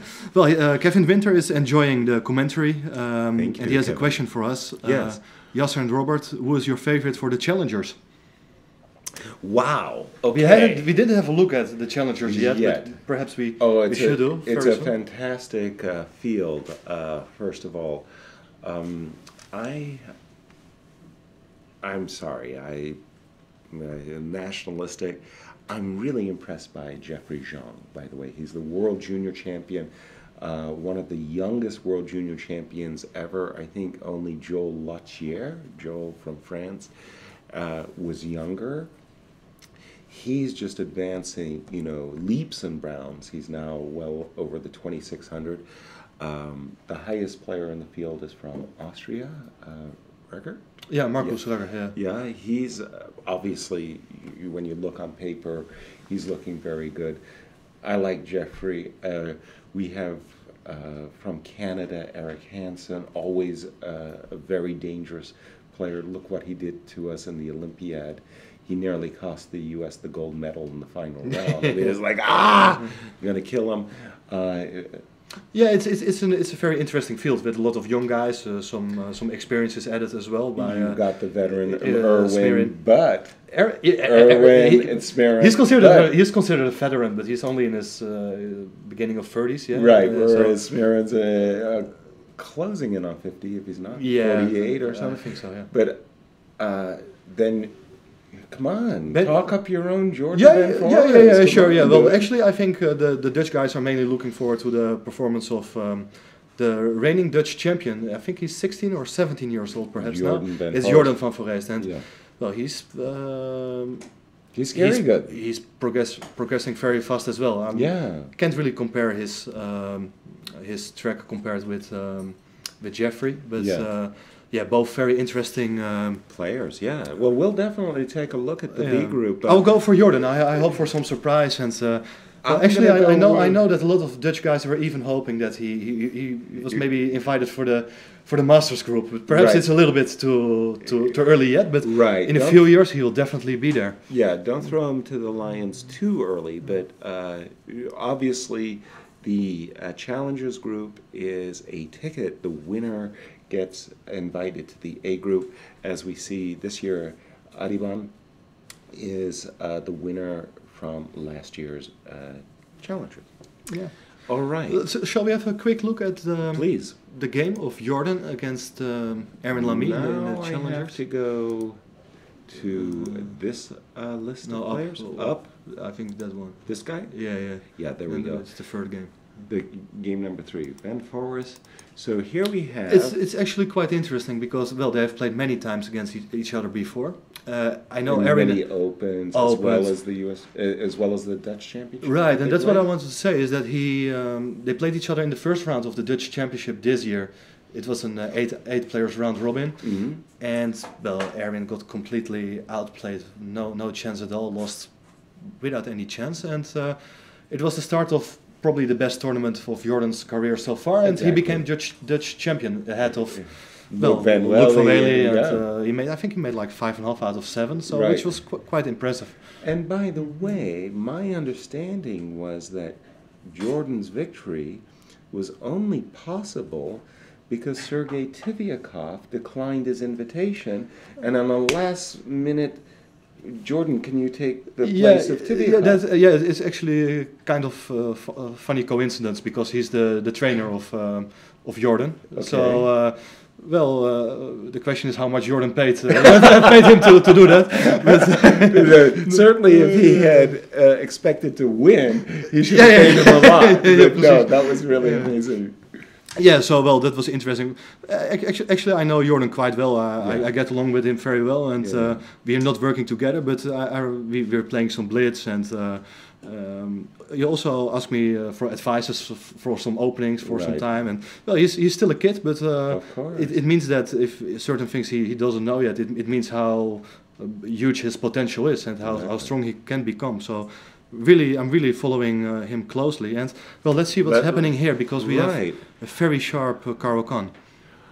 If you don't mind, I'll just do it really fast. I'll take us from the top because we missed all of this. But it looks like it's going to be a fantastically interesting game. Okay, so a classical Caro-Kann with Bishop F5.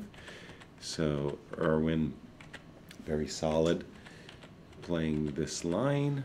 Rook C. It's a bit of a sideline, yeah. I think Rook C8. I think everybody's castling in Queen B6 or Queen B6 right away, but Rook C8 is a sideline. Okay, as you say, 94 C5. Look at him go. Takes.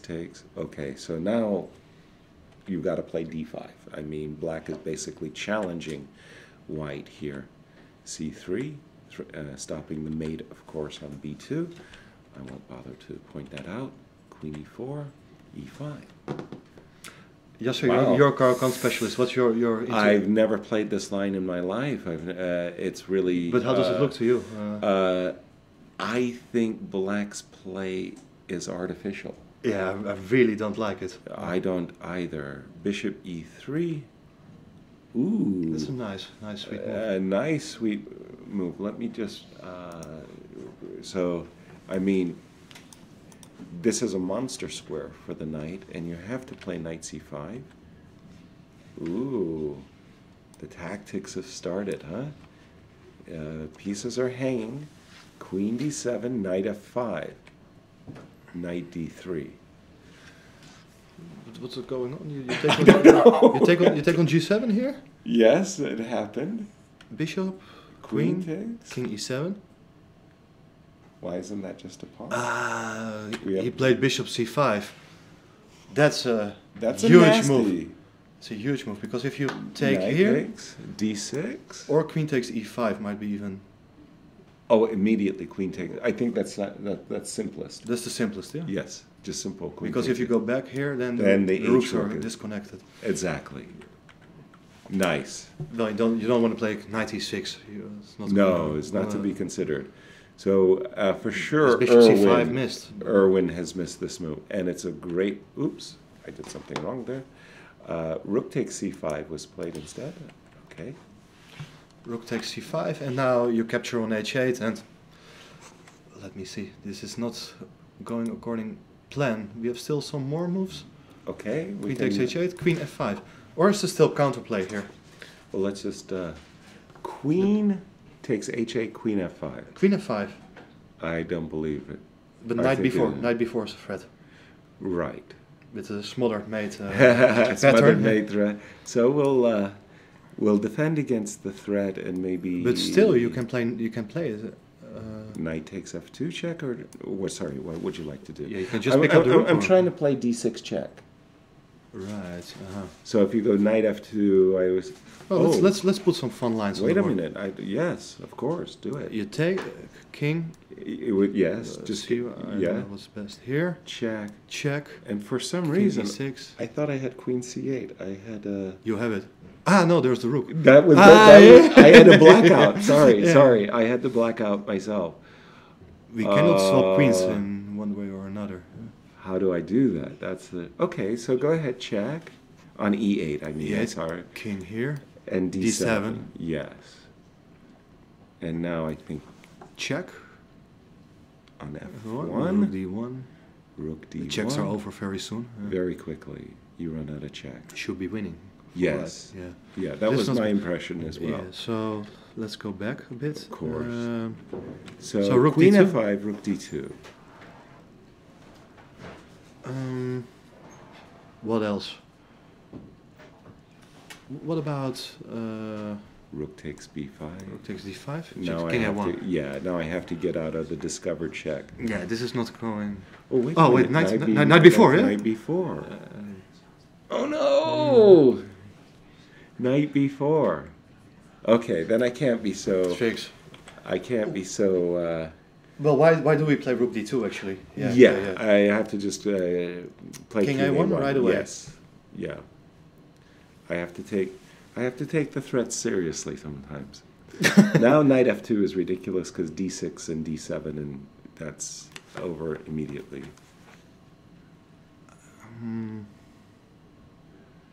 You know, maybe he has to play rook takes d5. It's not. What about queen takes? Queen takes f2. That was why I played rook d2. There was a purpose behind rook d2. I wanted to stop this. Okay, Or would you just like to take on d3 and take on e5? I do. Yeah. I want to take it. I want to get rid of that Take. knight. Yeah. King here. And now, can't I mate you with rook e1 before you play d2? No, that's my question. Let me hope. Well, so. queen e7 is good. Queen, no. d6, d2. Yes. Is it Because that's my question. I don't know if it's mate. Maybe I'm again being a little bit too flippant. I don't see the mate. And I also don't dare to enter with my queen and rook, leaving my back rank. Wow, okay, so that's like, okay, I'm a little bit shocked. Okay, just a second. So can I play d6 check? Does that make a sense? Well, at least one worry less. And then check on d8 and take the pawn on d3. That's simple. So I'm just playing major pieces with maybe still, more active. But still kind of unclear, yeah? Because black still has a passed pawn on the e-file. Good point. By the way, Pavel, I think since that move d3, has been in a deep freeze. Yeah. A deep freeze. Literally not moving, yeah. Okay. Good stuff going on here. Yeah, well, in any case, the challengers is great to follow. Absolutely. Yeah. And Jordan definitely mixing it up with veteran Erwin Lamy. Let's go to the Masters and just to check in with our Anish Giri game. Go here. Okay. So somehow after the move rook b8, what has happened? There was an immediate capture, bishop f6, knight f6. Knight came back to f1. There were some tricks that we were looking at based on d6, d5. That yeah, but they were premature, yeah? Right. Oh. Here, I think we had focused our attention mainly on the move a5. Yeah? But, but that was not Anish's choice. Oh, we were trying to follow up with his rook b8 plan. So modern chess is more straightforward. Eh? Yeah. So like no time to waste on your a pawn. Knight d5 was Sergei's choice. Takes on a3, takes on a3, takes on d5, takes on d5, and now maybe we have a position similar to the one that we were looking at based on bishop g4, bishop g5. I beg your pardon, and we felt that black was actually doing fine. Yeah, this should also be okay for black. Absolutely. Because this isolated c-pawn more than compensates. Yeah, if you could switch the b-pawn over to, or the c-pawn over to the b-file, then it would be nice, something right. Perhaps, but this backward pawn on d6 is not really that weak. Yeah, and well, black can just generate some play on the c-file, maybe queen c7, put a rook behind, or right. No, this is. I think opening problems have been solved for Anish. Perhaps he never really had one. Never really had one. Yeah, and especially if you can put your post up with the queen on c5, that's always a very great square. Very great square. Yeah. Also in this case, you're attacking the pawn on a3. Right. Some lines. Yeah, and f2, and keeping white on edge. A little bit. Although I don't think that it could lead to a serious advantage for black, but no. Well, black is more than fine, I think. But at the moment, a2, a3 is not trailblazing and putting the chess world on notice that the knight Orff is no longer playable. It would be a shock if a3 would be the refutation. Yeah. Something very humorous about that idea. All right. And actually also, I should also add that Karyakin, who had a huge advantage on the clock, is now behind in time. Still have 32 minutes versus Anish 41. Wow. So, well, I think things have not gone according to Sergei's plan. Exactly. So again, we do have one result. Wesley So, Magnus Carlsen, an easy day at the office for world champion with the black pieces. When we had looked, this was the C3 game of Bhaskaran and Lope Van Welly. We are quite good liked predicting White's moves. position. We liked it. We left it at these parts. We liked this knight on c4. We thought that Loke hadn't really equalized. And we were trying to save this move, knight d6, because of knight h5, right? We were looking at rook e1 or queen e2. Can't recall. Bishop e5, takes. Here.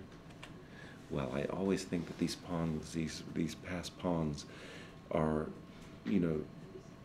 like this passed pawn on d6, pardon me, is either a fantastic asset, like it just wins, like it is destroyed.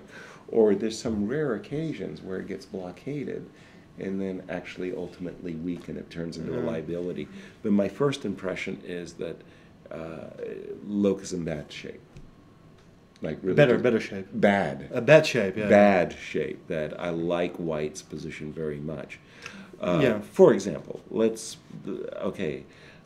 well, the point of Black's last move is that he's now intending to take on d6, not allowing White to win the queen by bishop takes h7. Right. So the immediate queen takes d6 falls into the old discovered check, and everybody's fallen into this. In my case, maybe 10 times, just to be sure. I try to forget it. Yeah. Yes, exactly. It's not in my memory stick any longer. Exactly. But you've had you've had the experience. So G6, as you say, is threatening to capture the pawn on d6. Let me defend the pawn. I'll start for a second. The problem is that you cannot really... Now, as White, my play is as straightforward as it could possibly be. Queen d2, Definitely, d1, and smash, smash. As Black, you would love to stick a piece on the d5 square. Or move the queen somewhere to connect the rooks, but that's impossible. Right. But any piece that comes to d5 is immediately met by c3, c4, chasing you away. And again, my first impression is this is not happiness. This is not happiness for Luke, and he's in bad shape here. Do we have the times? I don't see any times. We cannot see the times here, but no. If you could just look across the way there. Eagle eye. Well, yesterday I talked with some players, and they can see us sitting from the venue, but you can also see the board, the screen. Really? Yeah, but it's... Oh my God, cheating taken to a whole new level. Yeah. Robert, you could be telling... Bring some bad ideas to the organizers. Exactly. No, you'd have to have eyes of an eagle to see what we're doing wrong. Okay. All right, let's see. So I think Luke's in trouble. Luke is behind on the clock. We received this information. Adiban has 42 minutes and Luke van Wely 26. Worst position and down on the clock. Normally that's not a good combination. We saw the game between Dmitry and Yi. I thought, well, the position was too tame, this line of the Petrov. But when you're starting a tournament, one of the worst things is starting with a loss, right? I mean, and you just don't know yet what kind of form you're in. So, okay, I can understand Dmitry playing into a line where... On the other hand, it's just a wide game. You're kind of tossing away a little bit, right? But okay, a draw is not such a bad result in any case. So. Not at all. Yeah. And we just saw this position after the move Queen e2. I suspect something like f7, f6, taking away the potential of knight here and preparing the old hack job down. There's absolutely no chance block, to infiltrate on the e-file with white pieces. So, draw looks like a likely result in that matchup. Back to a game that had actually struck our fancy for quite some time. Radislav versus Ian. After, I think we left it around these parts, right? Queen b3, knight d7. More or less, we predicted that scenario. And this looks like a very solid draw. It's a symbolic advantage, but nothing more than that. Yeah? Nothing more. Yeah. Agreed. We're seeing a lot of draws today. Yeah, well, we're just starting. Yeah, the tournament needs to heat up. So, exactly. And let's see how Pavel dealt with this unexpected delivery. D4, D3, he did play queen takes, and he did play E4, inviting him to win a pawn. A capture that actually he declined. Declined, yeah. With the move queen D3, C2. Now, is this a way of playing for an edge to keep the game alive, or what do you think? I don't think after queen d6, white is necessarily worse, or maybe he felt he was. Yeah, I just don't know. fair enough. So queen c2. But I think it's also he's now preparing to play bishop d2, bishop c3. Bishop d2. That's also another point of putting the queen on c2. Mm-hmm. Well, definitely you would like to get. But I'm not sure if you're getting time. Although probably you'll get time to. Well, the bishop will move from c8, but it goes to a6 or to e6. Let me start with d5, okay? Let's start with d5. Do it like that. Do it like that, yeah. So, more or less, you're going to take it, no? Or bishop d2. Or bishop Or d2. do you play queen c7 then? Here, well, move I hadn't really looked at. I was trying to get my rook to c8 ASAP. Well, white is basically trying to do the same, yeah? Try to connect the rooks. Bishop a6. My dream was to rook c8u and bishop d3. Yeah. I am leaving potentials here, but I don't know. After d5, you should maybe take it. Yeah, it can be a bad idea, right? Okay, I was planning this move. So I wanted to play rook c8 and knight d5. I'm giving you this opportunity for knight d4. Bishop d2? Okay, rook c8. I wanted to play bishop c3. Yes, I understand why. Knight takes d5.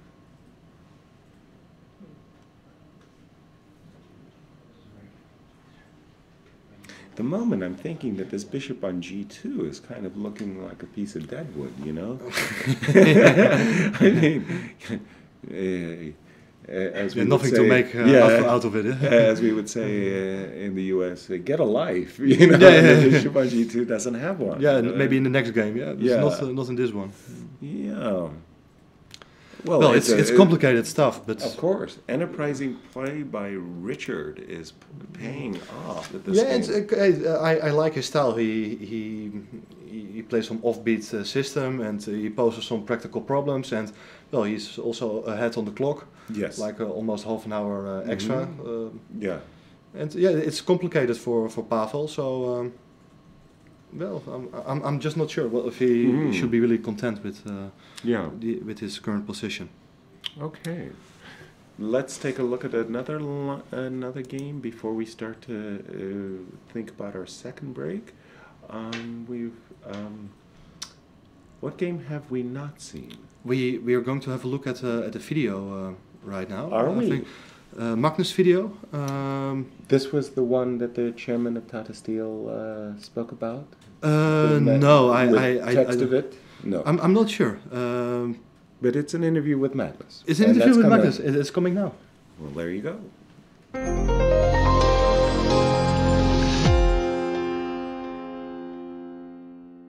Magnus, can you tell us about your first game? It's a draw against Vasiso.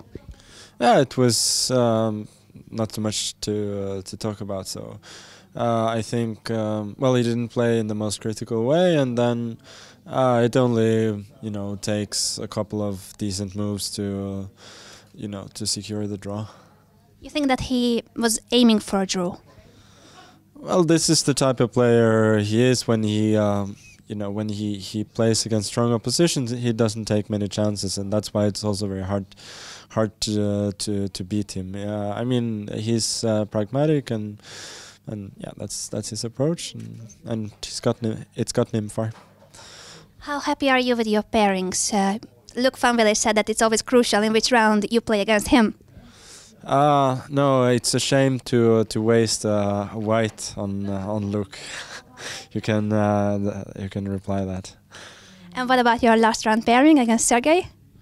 Yeah, I'm hoping at least I will be in contention then. How important is it for you to win for the 6th time and make chess history here in Tata Steel? It's very very important, but that's not why I'm here. I'm here to play chess and have fun. Thank you and good luck.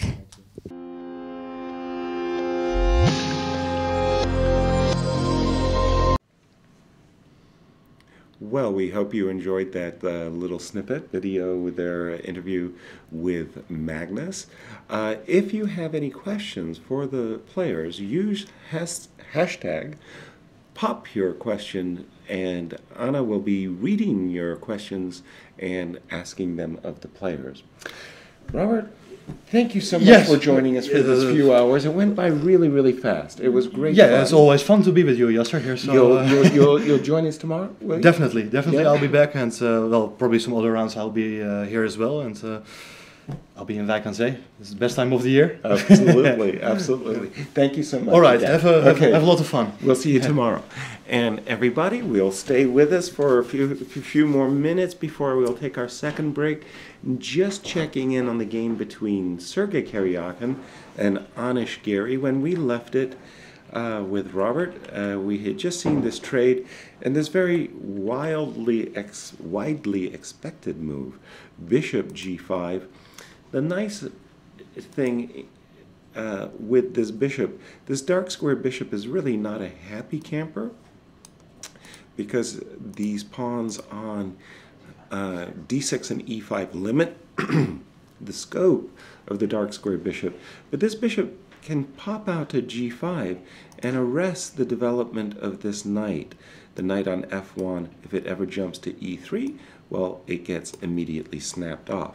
So bishop g5 is a good move, a good way of black to activate what otherwise could easily turn into a passive bishop. g2, g3, making luft, queen to d7. Queen to d7. Okay, that was actually not the move I had expected. Oops, I did something wrong there. I was actually expecting the move queen to c7 with a very simple idea of posting the queen up on what I considered a very strong square c5. It's like this ideal square for the queen. It hits the d5 square, the a3 pawn, the f2 pawn, as well as the c2 pawn. That was not Anish's choice. Queen to d7, queen to d3, and I think we're up to date with the players. I'll just double check. Yes, indeed. So queen d3 is the last move. I really think this position is very equal. This backward pawn on d6, it's not that big a deal. Yes, it's a weakness, but so are the a3 and c2 pawns, and I think that this is a balanced game. Let us go to somewhere else that might be exciting. Well, we've checked in on the Levon-Aronian game, the bishops of opposites colors between Levon and Hare Krishna Pentala. Been expecting a draw in this one for some time, and I'm not revising my opinion. I think that this game is still heading for dead equality.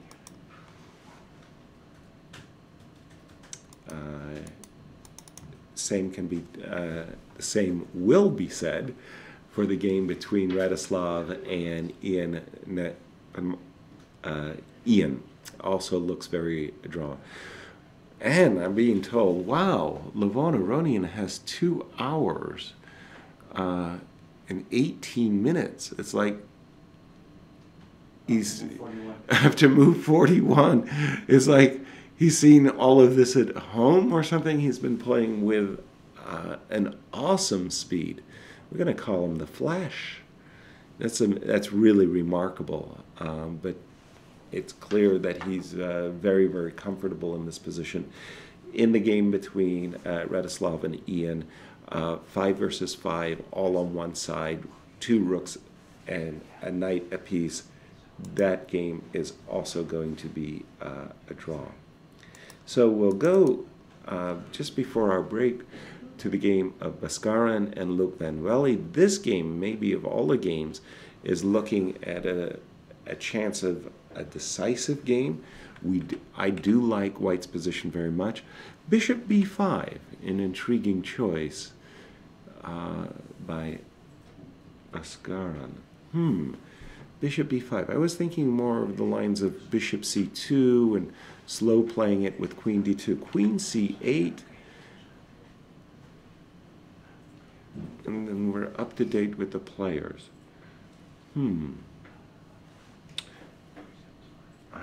I don't know where white's dreaming of going here. Queen a4. Okay, with this move queen a4, essentially white is thinking, oh, sorry. First of all, let's connect the rooks. Always a very nice idea. This queen is heading in the direction of the king's side, attacking this knight, and with some weak squares over there on black's king, good things can happen. But now, having said that, why would white want to encourage black to play the move a7, a6, a move that he definitely wants to play? I am not sure. Bishop c6, perhaps?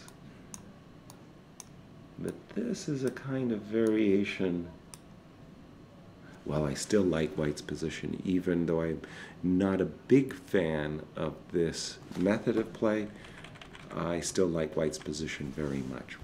Well, very good. We're going to take our second break as we bring to you live coverage of the 79th edition of the Tata Steel Chess Festival here from Wijk aan Zee, Holland. We have a lot of games ahead. And we do have a result, by the way. Levon Aronian has made a draw against Pentala as black. So 2 results in this, the first of 13 rounds, and we'll be back in 10 minutes.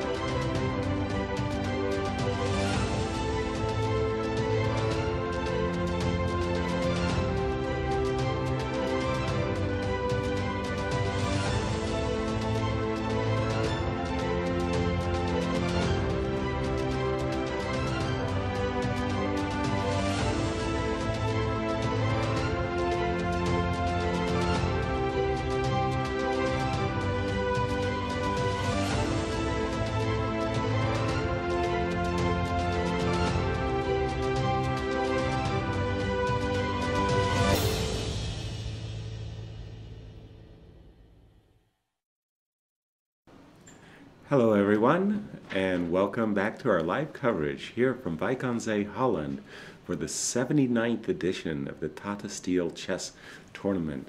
We have a fantastic field of players both in the Masters group as well as the Challengers. We've had 2 results thus far in the game in the first round. Both games have been a draw. A number of games in the Masters section also look like they're heading towards a draw. The game that actually has my most attention at this exact moment is the game between Pavel Elyanov as white against Richard Rapport. It was a very creative approach by Richard and with the black pieces that imbalanced the game.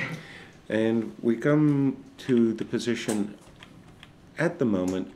We're going back just to this move d3, and here the players really slowed down their pace of play, and after knight takes e7, knight takes e7, it was this capture of the pawn on d6 that Pavel was greatly attracted to.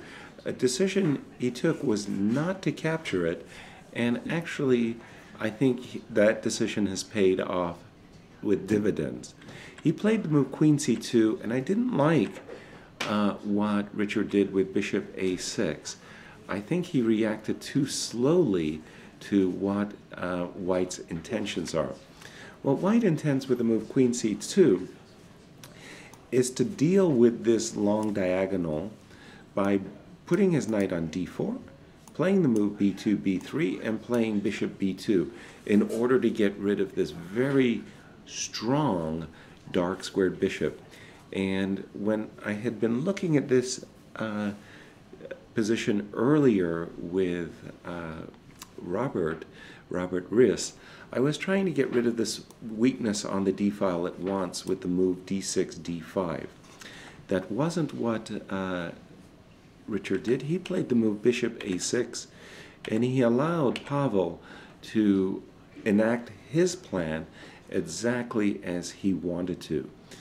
b2, b3, knight c6, bishop b2, knight e5, knight e2, knight to d3, and now, having gotten rid of this very good bishop on g7, I really like White's position.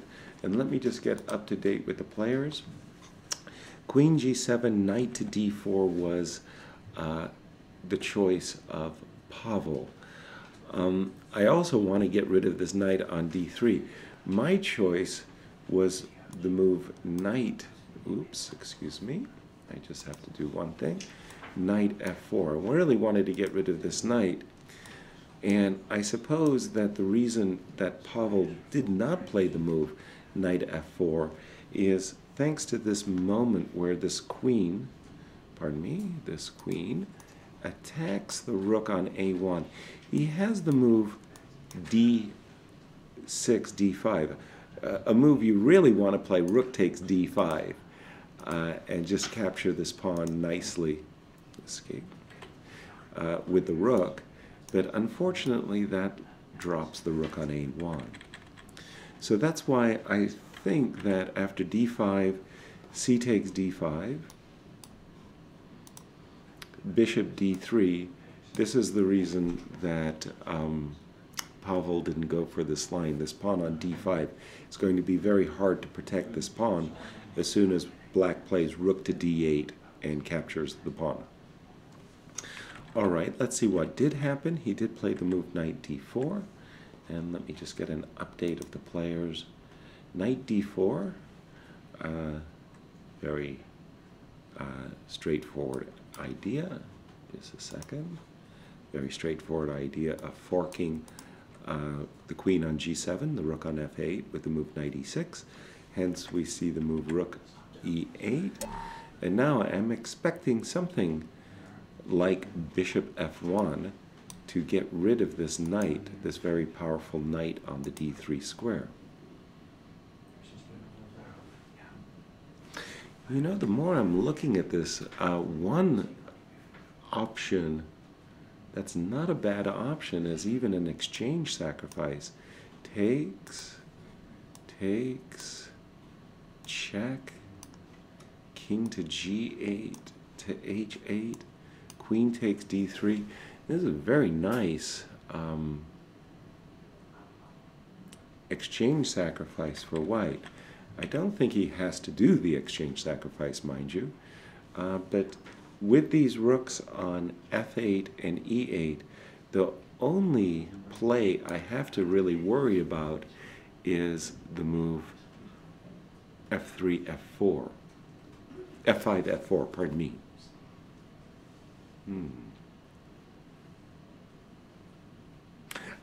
In short, I like Pavel's position. He just has to make sure that he keeps control over the tactics that Black is about to launch with the move f5, f4. I'm also told that there has been our third result, a draw between Nepo and Radislav. Let me just bring that game up on our screen. It had been drawn for quite some time. It was 2 rooks versus 2 rooks and a knight, but 5 versus 5, very comfortable draw for Black. Rook takes c2. So 3 results thus far. All 3 games have been drawn. And let me just go to, I'm seeing a lot of games. The one game I was thinking that had the most potential for victory from either player, and that was the game between Bhaskaran Adiban and Lok van Velde. We'll go back to this moment when the move bishop b5 was played. Essentially, we're getting almost the same position where Black has actually been encouraged to play the moves a6 and b5. That happened because White played the move bishop b5, and the queen is now on d8. The difference here, and I think that White's play is helpful to Black. The difference, of course, is that now Black can actually put a piece on the d5 square without having to worry about it getting booted backwards with the move c3, c4. Even though, having said that, this pawn on d6 is simply so powerful and it's causing Black so much difficulty, I really think that Lok is in a lot of trouble here. And White's just a move or two away from literally claiming the game. Black has to be careful that on a bad day, what could easily happen to him is that we could have a rook lift with a rook coming over to h3 after the preparatory queen h6. On top of that concern is another concern that White might simply just push his pawn to d7 and absolutely freeze Black's army completely. So very good position for Bhaskaran. Let me just see, going around the horn, what else we have. Another key matchup is, of course, between Sergei Karyakin, who, as we know, tied, I don't know if we could call him a vice champion of the world, but he certainly held Magnus to a draw in the Classical World Championship. Lost it in a tiebreaker, of course. Let's see what happened when we left it. We just saw this move, queen d3, attacking the pawn on a6, which was promptly defended by rook b6, h4, bishop h6. This move h4 is rather a nice move. You're making just an extra bit of luft with the move h2, h4, and you're asking the Black bishop to make a commitment on which diagonal it wants to go. By playing h4 right away, you're really taking away the potential for the option of this bishop coming to d8, to b6, and eventually to c5, which would be a rather ideal square. The Black bishop on c5 attacks the pawn on f2 while also defending the one weakness in the position, the d6 pawn. So h4, bishop h6, rook b1, rook b8, rook b3. And I'm just looking at the webcams of the two players, and it just strikes me that Sergey's a little bit happier with his situation. And we have some special guests coming into our nice sound booth. And I think we have a winner from the Masters group. And let me get that game up on our board. Oops, that wasn't. Jordan. Hi. Congratulations. Thank you. Hi. How's it going? It's not good. It's going good. Well, indeed it is, because I do believe that you've taken out my old friend Erwin Lamy. Yes, I did. Okay, tell us how you did it. Let me go from the beginning. Was it a nice game? Yeah, I hope it was a good game. Okay. But show us, So, please. I- You can just okay, yeah. use the cursor to... I didn't play. Nowadays I play almost always e5. So I thought he That he prepared plays for this. e5. No, I play e5 Oh, here. yes. The Oh, advanced yeah, variation. The advanced variation. So sorry. I thought, but my results are actually not so good. So I thought for this game I will mix it up. So this is my old line, which I played when I was younger. I think everybody played this one when they were Yeah. younger, but very good. And But then I lost a few games in this line and I stopped playing it. But As white? Yeah. oh, it's hard to lose. You took Yeah, some I effort. managed. With effort. With Yeah. effort. Okay. So far, so good. So All this- very standard. Mhm. Now, actually, I thought maybe it- you would play e6. yeah, so- right. That's become almost Yeah, I was afraid of this. I looked at it once very upon hard a to time. get an edge, Mhm. isn't it? All right, but he chose the old Botvinnik line, knight d7, the classical line. Yeah. Yeah. Okay. So about this line, I knew some things still, a little bit at least. Very good. So this is old theory, I think. And here Right. he surprised me with rook c8. I didn't know Also, about this move. Me either. And Mhm. I'm a Caro-Kann know, expert, yeah, so yeah. I mean that was really a surprise for me. I was here with Robert Riss, and I'm more familiar with castles and Queen b6, more Yes. especially with Queen b6. What's the idea of rook c8? Do you know? I think he wanted to get me out of book and play c5 or something. Okay. I thought the main plan was to get me out of book somehow. And that he Mhm. accomplished with And- this move. Yeah, yeah. Yes. It also doesn't look like such a bad move somehow. But It I don't know. Can Looks a be bit useful, strange. but he's really basically he's telegraphing the move c5, and you have to do something about Mhm. that. I thought this is normal. Okay. Although I considered other options, I was looking at. I don't know about this castles. I thought somehow Okay. and knight h4, but I don't know if it's any good Wow. because I saw this idea, of course, the crossing game to get the Right. knight to g6, and it's not so stupid. But Mm-hmm. I wasn't sure how good it is in this particular case, and I decided to play more normal. So knight e4, Knight e4. c5 as expected. Right. And then I Telegraph. took, and now actually I think this is a critical moment for him, and I think he made some mistake by taking with the bishop. Yes. I thought he has to take with the knight, but it's actually a little bit quite dangerous in any case because I play knight. Yeah, after the game we actually discussed this position, and I have Mhm. two moves. I was considering queen b5 and knight e5, but probably knight e5 is most dangerous, as Erwin told me after the game, and he was also afraid He of was this one. afraid of Yeah, this yeah, yeah. one. Yeah. So, So you're prepared to sacrifice a pawn. Queen Mhm. takes d4. queen takes e4, queen g3 is a It's lot of trouble. terrible. Yeah. Yeah. Although knight yeah. e4. But I think I after queen takes d4 and Queen also play queen b5, b5 check. Also very Mhm. unpleasant if you're black. Yes. Probably has to take here. Right. And it's not so clear, but he told me after the game he was even afraid of something like g4, just Slow continuing playing, yeah. without pawn. Okay. But I thought anyway he has to go for this because this really looked quite bad somehow. Right. That was our impression as well, that Mhm. already you've got something very serious Yes. without having done anything to deserve it yet. Yeah. I didn't play any special moves so far. Right, yes, So precisely. the opening is probably not so good. All right, and then how did So it go? queen b6 I thought is normal because if c4 there's queen a3 is an extra option. I don't know how good it is, but I thought maybe to prevent him from castling is a good idea. And at the same time I protect my pawn on b2. Exactly. So this is normal, and now I thought I played a good move. I'm not C3. sure. Yeah, it looked strange to me at first, and I was planning on playing this or this, Right. but after this, he plays c4, and I shouldn't go here as a first because this is bad news. Oh. So I was considering this. Very dirty, by the Yeah, way. yeah. So I considered this some ending, and I thought I'm slightly better, but I wasn't sure how much, and I wanted more somehow. Yeah, and you would like to keep the queens, Mhm. especially in the position where his king is vulnerable.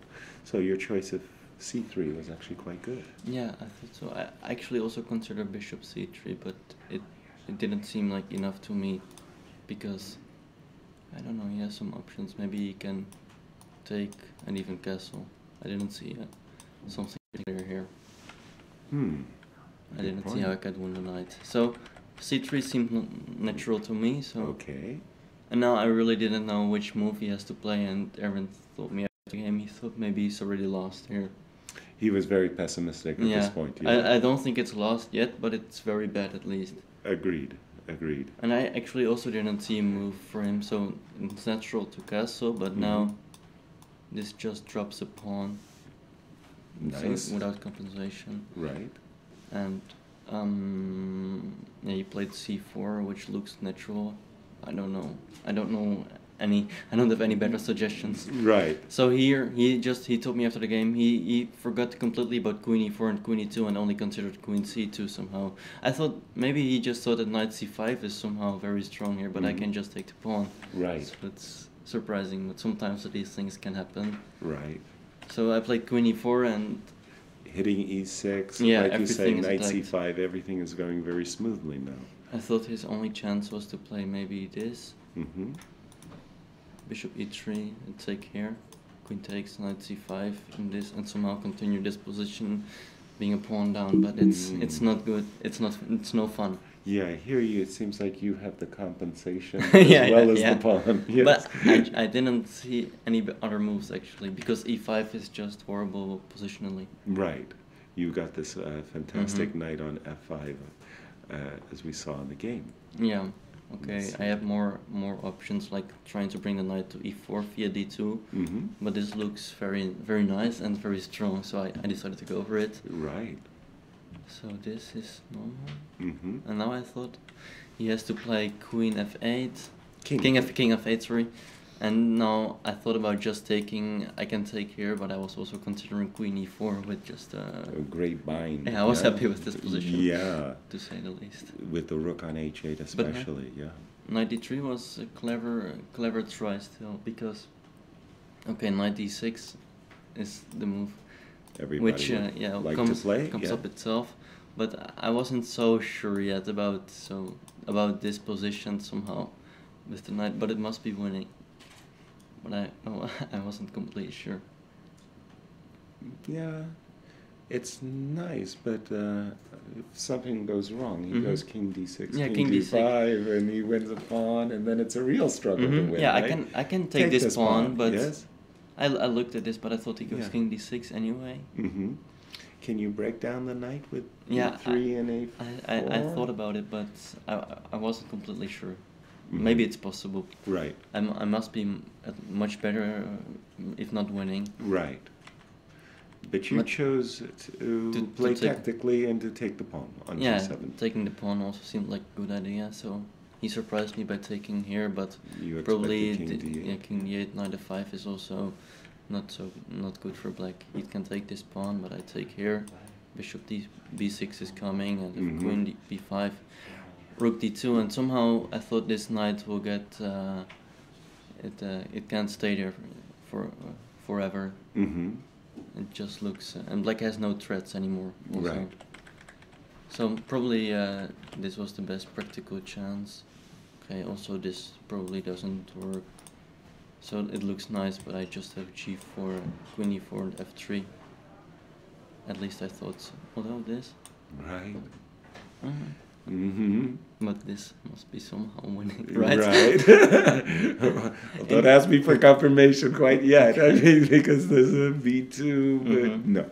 No, Should be I winning, can yeah. at least sacrifice the rook at some Exactly. at some point. Exactly. You can get back to the Okay, so exchange. here I won the exchange. This was a nice shot. Yeah, it Did was you nice. see that when he went into this line with... Because, like you said, he could have played king d8. Okay. Yeah, maybe not. But bishop c5 check was a great shot. I don't know whether he saw it or not, Mhm. but the position is pretty grim anyways. Agreed. So at least, I mean, he has some counter chances against my king, but I thought with accurate play I should be able to defend, and this h pawn should be able to promote somehow. So this, okay, after this move it's all pretty easy. I thought maybe he would try this, but I thought I can take. I was also considering rook b1, Right. because now rook f1 is quite a big threat. Right. But I also thought this, Take on check. I think he has to go here because this rook e1 is Right, it's just probably mate, right? Well, that's the thing. We couldn't find the mate. We saw this Oh, really? one. Yeah, d2, d2. I mean, it should be mate, right? I mean, it should be mate. But because I stopped calculating. Yes, of course, I did too. And then Robert. But the rook is also still protected. That's the point. I Mhm. forgot about that because Queen e7 I also check. forgot about. Right. So Check, you go here. yes, and we start running away. Which is kind of funny, right? Because Okay. everybody plays rook e1 and thinks it's me. Yeah, that's what I thought. Me too. But I will. Can I somehow try to win this d pawn then? I don't know. Sure. Maybe, sure. but maybe with this one. Yeah. But it's not completely over yet. Not completely over. Okay, maybe he had to try this because then I at least had to make some decision. Right. Right. We thought that this was the most challenging. Mhm. If you play rook b1, like you say, your exchange up, but okay. I thought maybe queen f6. Because if he takes on d5, queen b8 is the Or rook issue? f1. Rook f1. Oh, rook f1 and queen f6 is what Although you even wanted, queen but- b6 there. Okay, this is maybe interesting. I don't know if it's winning. Mhm. So this, queen b6, and maybe I can... Oh no, I cannot take because the knight interposes. Mhm. Yeah, here he at least stays in the game for a little bit longer. Right, right. So Mhm. queen f2 might have been his one chance, Yeah. because as the game progressed, it was smooth, you're Mhm. saying, Jordan. Yeah. Yeah, now I just win the pawn and, I mean... Your there's- h-pawn is really There's no... super fast. Yeah, I thought f6 is also not so great, but it's What hard to to do, give yeah. any other advice. Yeah. Okay, yeah, I thought about giving a check here, but I figured this I will win 100% of the cases. Yes. So I got the Understood. pawn. I thought with this rook on h8 not being able to move, and Mhm. I should somehow be able to destroy this small pawn chain. Exactly. So that's how it. Okay, I thought this was a better chance still, but doesn't really matter. Rook I thought rook f1. h4 Oh. also, and then maybe this or something. I don't know. You're breaking down the Yeah, knight. that's what I thought. So okay, he played this to secure the knight, but now I get my pawn to g5, and yeah, here he decided to resign because if he takes, my rook comes in and it's over. Clear.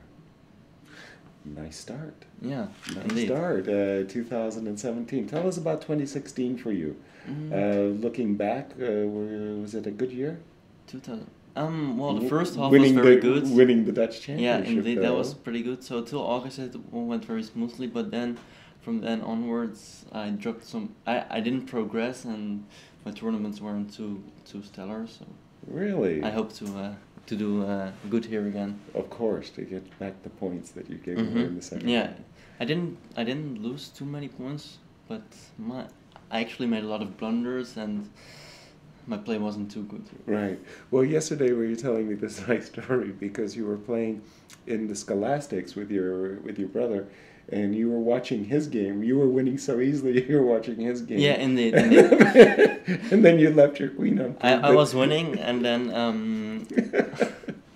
I was winning, and then I wasn't watching my game anymore, and so my opponent played some move. I played a move by myself, thinking he would resign, Right. but leaving my queen unprotected, so I could just take it. But fortunately for me, he also didn't notice it and resigned himself. Very nice, very nice.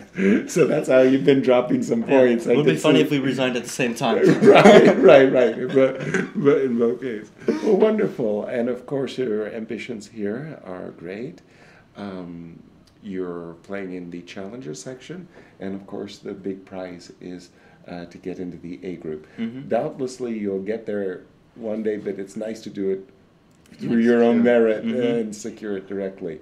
How is your chances? It's a very mixed field, as usual. I think the field is very strong, and with all these talented and young players, it will be very hard, of course, but I will try my best. So. Exactly. Well, you're going up against one of the players from America who I really admire. I like him a lot, Jeffrey Zhang. Have you been following? Have you ever played against Jeffrey yourself? I've never played him, but I know him, of course, by name, and I've seen some of his games. So I know he's a very strong player. Exactly, world junior champion. It'll be a tough game. Yeah. Thank you so much for joining me. I Thank you look forward to seeing you again, and well done. Yes, thanks. I hope I'll be here again. Okay, yes, many times. Bye, bye. Yeah. So that was Jordan van Forest, the Dutch champion, playing in the Challengers group, starting with a victory over against veteran Erwin Lamy. Erwin is also a close friend, but also works with Anish Giri. And let's go to that game of Anish Giri. I'll just bring it up on my screen as soon as I find the Masters. And there we have it. And let's see what we have. We left it, we saw the move h4 and rook b3. Anish decided to capture on d5, queen takes d5. Essentially, the only way of maintaining any advantage is to control the d5 square with a piece by keeping the half-open d file at least open. There's a chance of undermining and capturing this weak pawn on the d6 square. Capturing with the pawn would be an enormous strategic mistake. It would mean that this pawn on d6 is no longer weak, and in fact that after that capture it would be 4 versus 3 on the king side. It would be actually black having a majority, and black would play g6 and f5 and set his majority in motion. So queen takes d5 is what we would call box or forced. g7, g6, making luft, and also, if needed, being ready to drop the bishop back to f8, rook b1. There was a trade of rooks, and a single trade of rooks, and I believe we're up to date. I still think the position is very, very balanced, and I'm expecting the draw. Let's go to the game between Pavel and Richard. That has definitely caused the most excitement. I will bring that game up on my screen now. And let's see what has happened. Oh my goodness. After the move rook e8, there was the exchange sacrifice. Pavel liked these minor pieces, and that's a bit of a surprise. I think in this position I had actually interposed the move bishop to d5 check myself, forcing the king over into the corner. Pavel simply captured, and dropped his knight back, rook f6. Fantastic knight on f4, but I must say, he only has one pawn for the exchange. But of course, these pawns don't make a very good impression. d6, f5, h6, all being potential weaknesses. Queen e4, queen d2. Well, this is very, I want to say that this is a very intuitive play by Pavel at this point. Essentially, the setup white would like is he would like to put his rook on d5 in front of the queen, and it might seem at first sight better to start with the move queen c3 followed by rook d1 followed by rook d5, but queen c3 runs into queen e5, and that's annoying. That was why Pavel chose queen d2, rook c8. Okay, there is the potential for b6, b5. Essentially, black is an exchange up, clear. but it's not a position that the rooks are excelling. There's no real open files. There are a number of half open files, and white wants to keep the position for the knight. The knight needs protected squares. It's fantastic on f4. It will also be fantastic on d5, and it will also be fantastic on g6. Knights lust after protected squares. Rooks need open files, and with the move rook c8, b6, b5 is a potential break that Pavel stopped with the move a4. Rook c5, rook d1. And I believe we're caught up with the players. We see on the webcams, by the way, beautiful webcams of the players. You really have the feeling that you can almost reach out and say hello to them. Very clear images on my monitor. And we do have, after the move rook d1, getting caught up with the position. Again, this rook on d1, as nice as it is, it would be much better placed in front of the queen instead of behind the queen. Then the pawn on d6 would be, you could capture it rather. Queen f3, knight d5. All right, and we're up to date with the play. Overall, my impression is that it's still a topsy-turvy game. I think it's just easier to play white.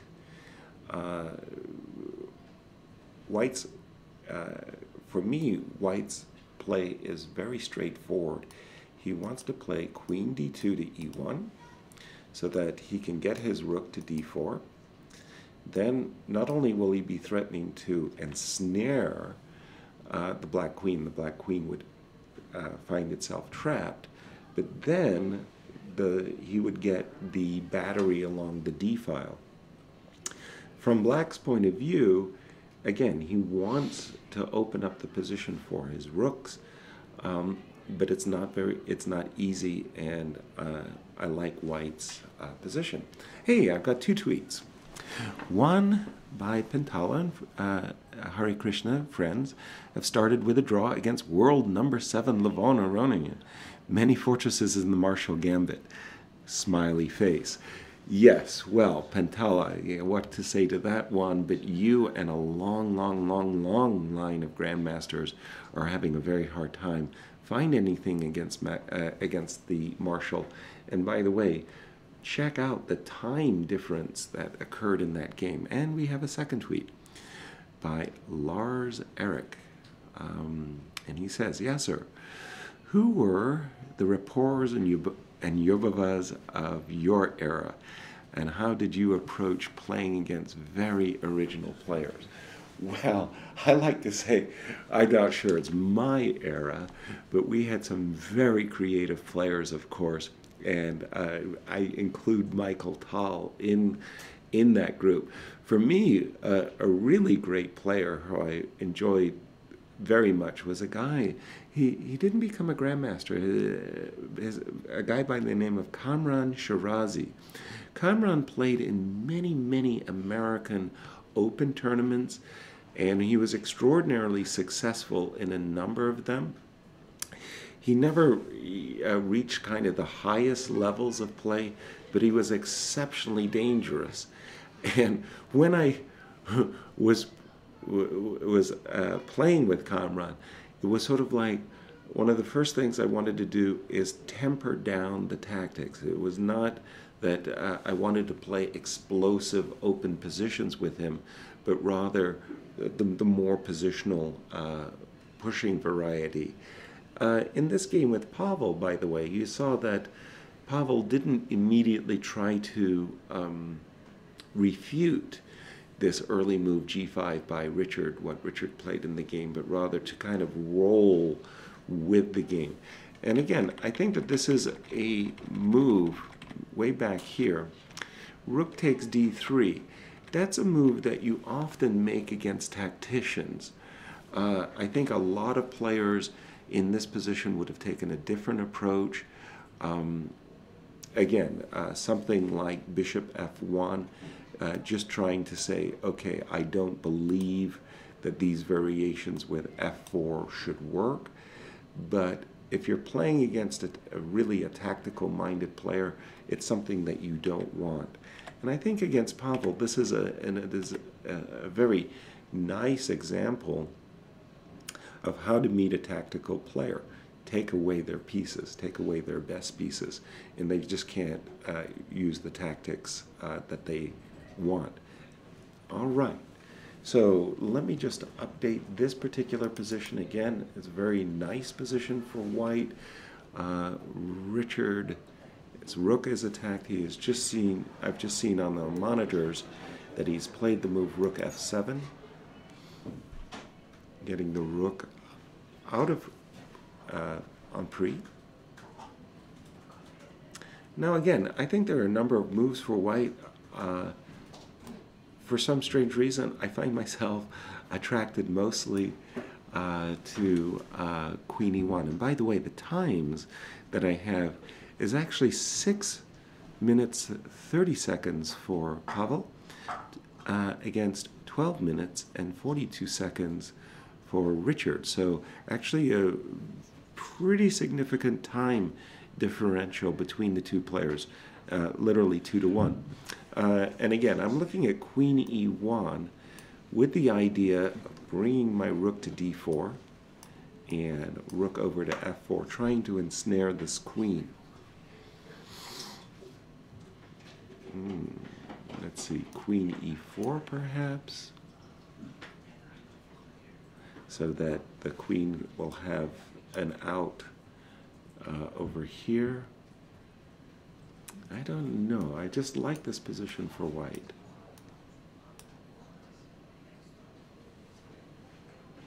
I like that this knight has so many beautiful outposts that it can go to. d5, f4, g6 is again with, as soon as white gets in the move h5, there's going to be some really nice play there for white.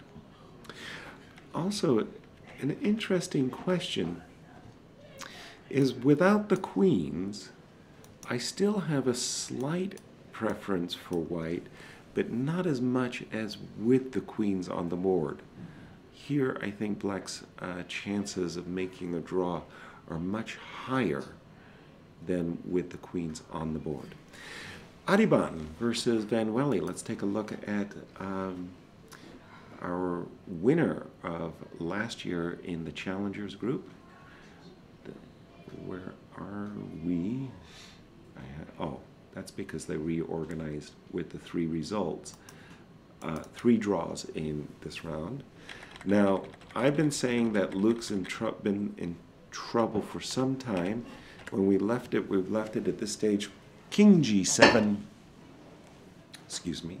Just a chair readjustment. King g7 was Luke's move. a4. Trying to break up black's queen side, specifically this pawn on b5. If we can destroy that pawn, that will mean that we'll be able to play c3, c4, denying the d5 square from a black piece.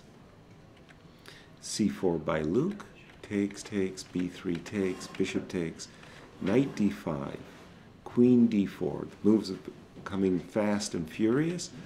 Queen f6, c4, knight f4. Let me just draw a nice little arrow here as black is trying to coordinate an attack against white's king. But I just think these pawns, specifically this pawn on d6, is simply too strong in the position. Although I must confess, this does not look like the easiest way of winning the position. Let me just see. I can play knight d7, sacrificing the pawn on g2,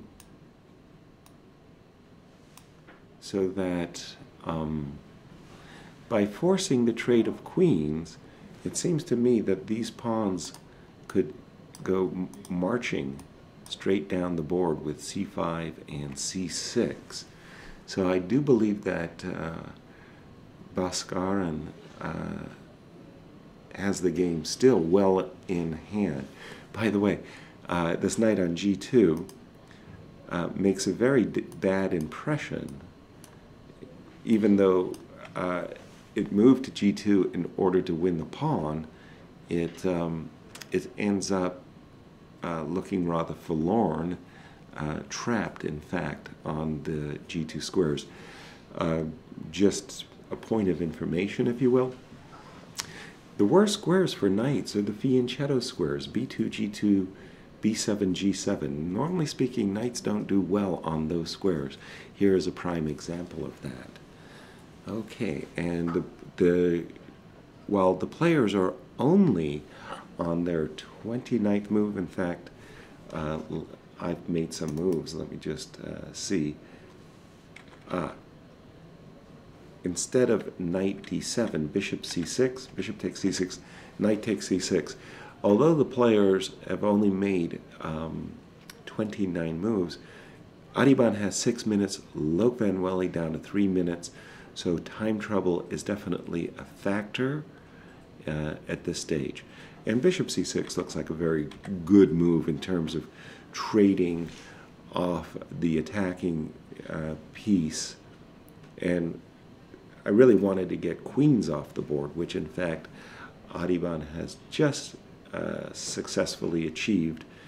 And, well, this looks really, really bad. Unless there's a tactic for black in the position, it looks like Loke is going down as these connected pass pawns are the biggest factor in the position.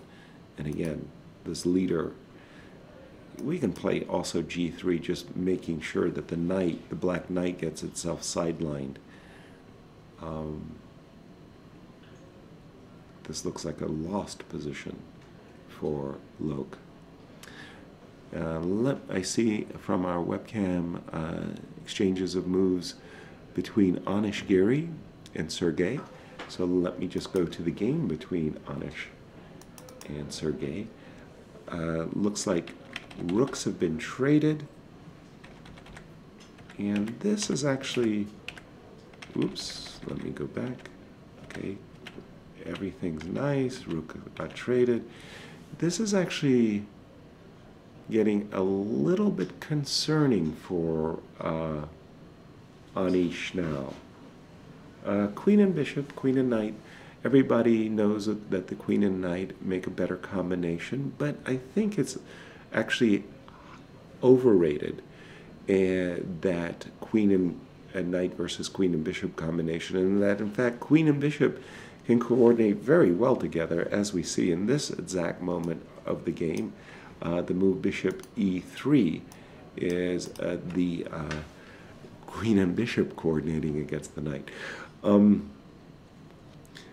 But it's concerning that White has basically straightened out his two weaknesses. He had these weaknesses on the split pawns, a4 and c2, and he's managed to straighten them out. And here, well, I'll tell you what I'm looking at. I'm looking at a move like queen a8 check, king g7, queen takes a6, which definitely imbalances the game, giving up the center, giving black these very, very nice central pawns in order to get what I hope is a very scary and advanced a-pawn. Here I'm probably making a misjudgment, because after bishop coming back to a3 and landing on the c5 square, black will be able to keep the a4 pawn under lock and key. So that's a bad line for white. But if I have to simply drop back with my knight to f1, then I'm not a happy camper either, because black will finally get his bishop to the ideal square on c5, and black will just be absolutely fine. Nothing to say. So still a very even struggle going on there.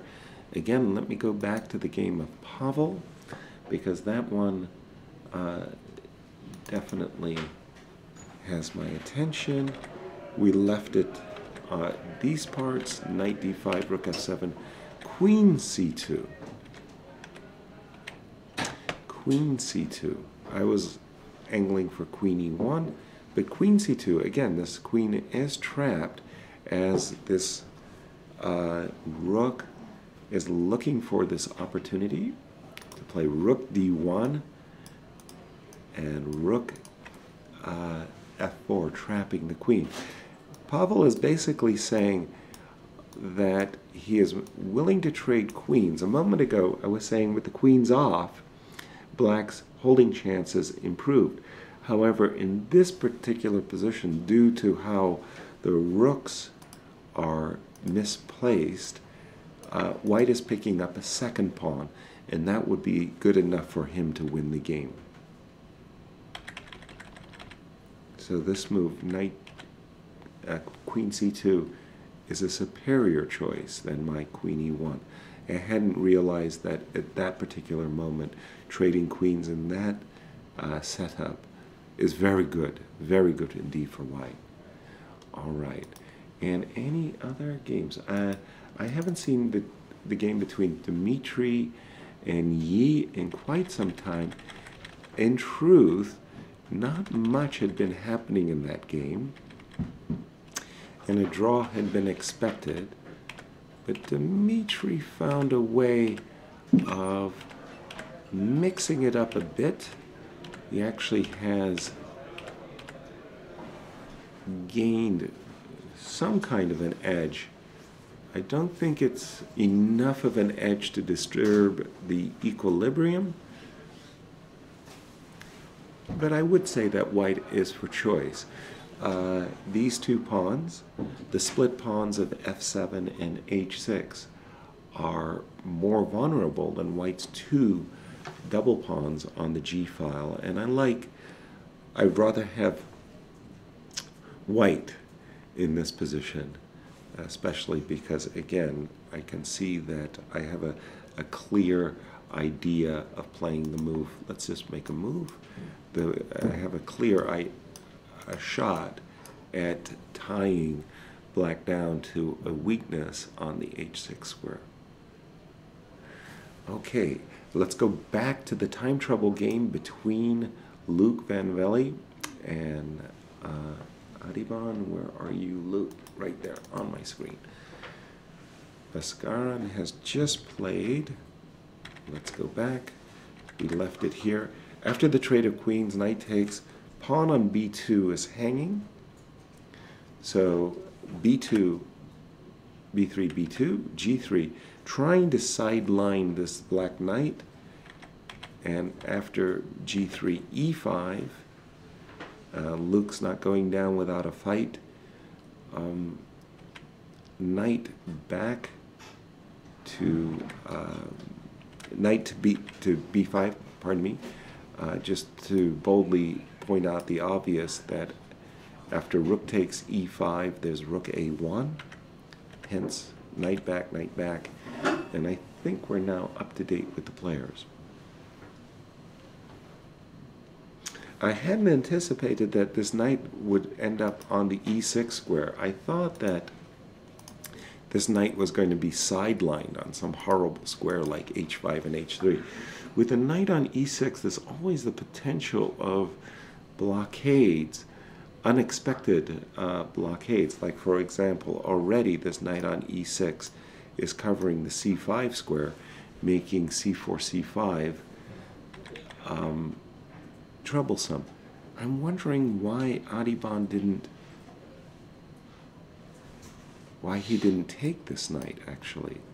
He could have simply taken this knight and pushed his pawns. These pawns on c5 and d6 strike me as far more dangerous than the pawns on d4 and b2.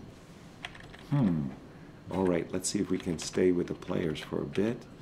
And we have this position after knight e6. Let me update my board. Knight e6, rook b1.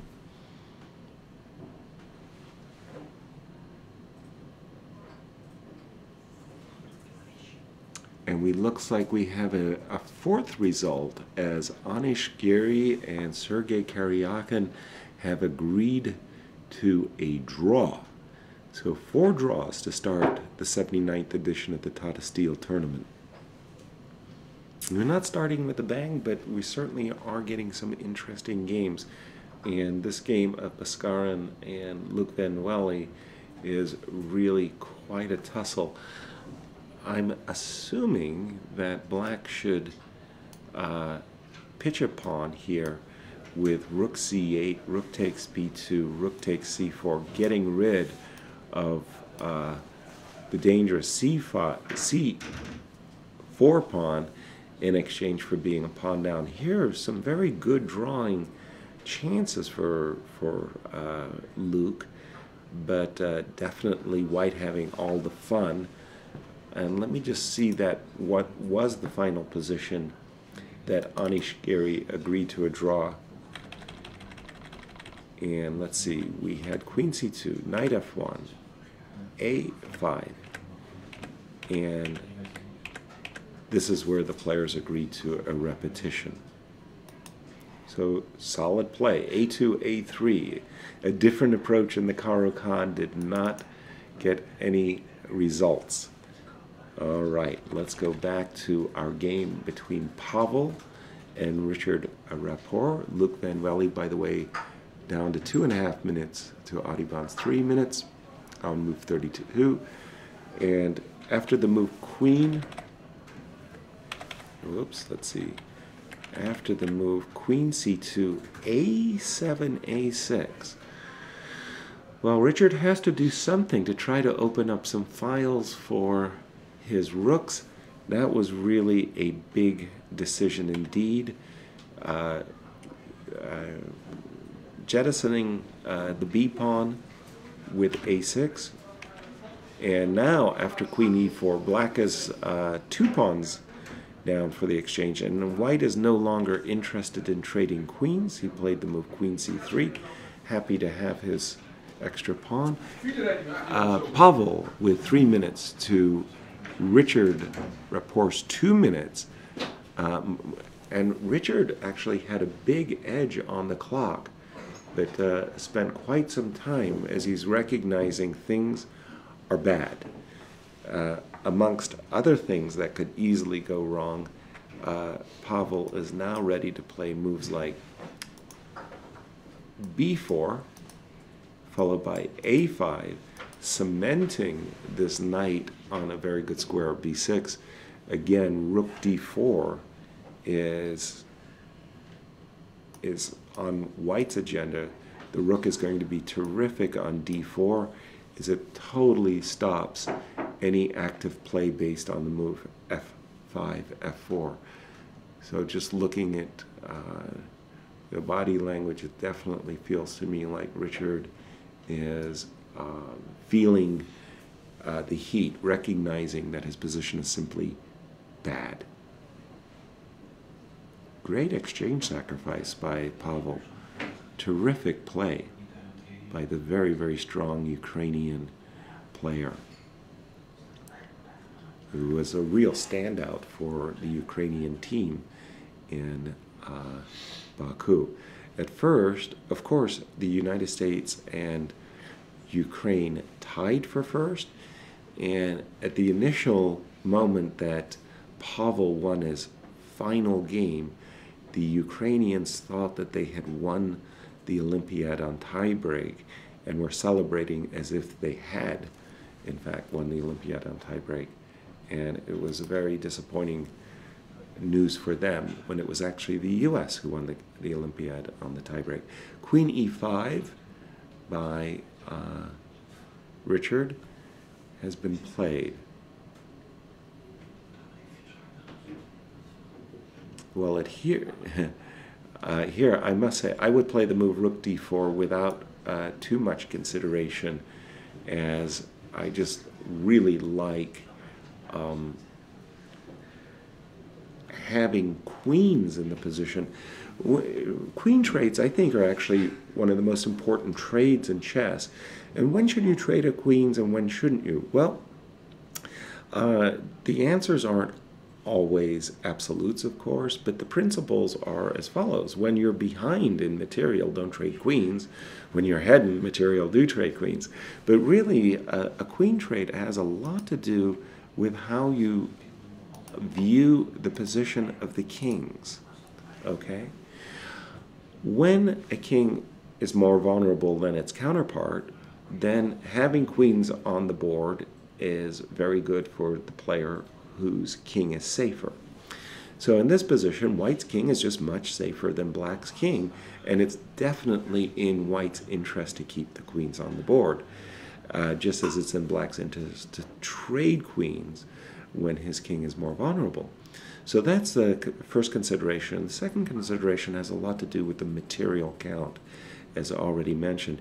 Here I like the move rook d4 very much, as it keeps black's queens and as major pieces at bay. White has ideas, simple ideas as previously mentioned, b4 and a5 securing the knight. And this queen wants to drop back to the d2 square. So from the d2 square behind the rook. So everything going very nicely at the moment for Pavel, and he has played the move rook d4.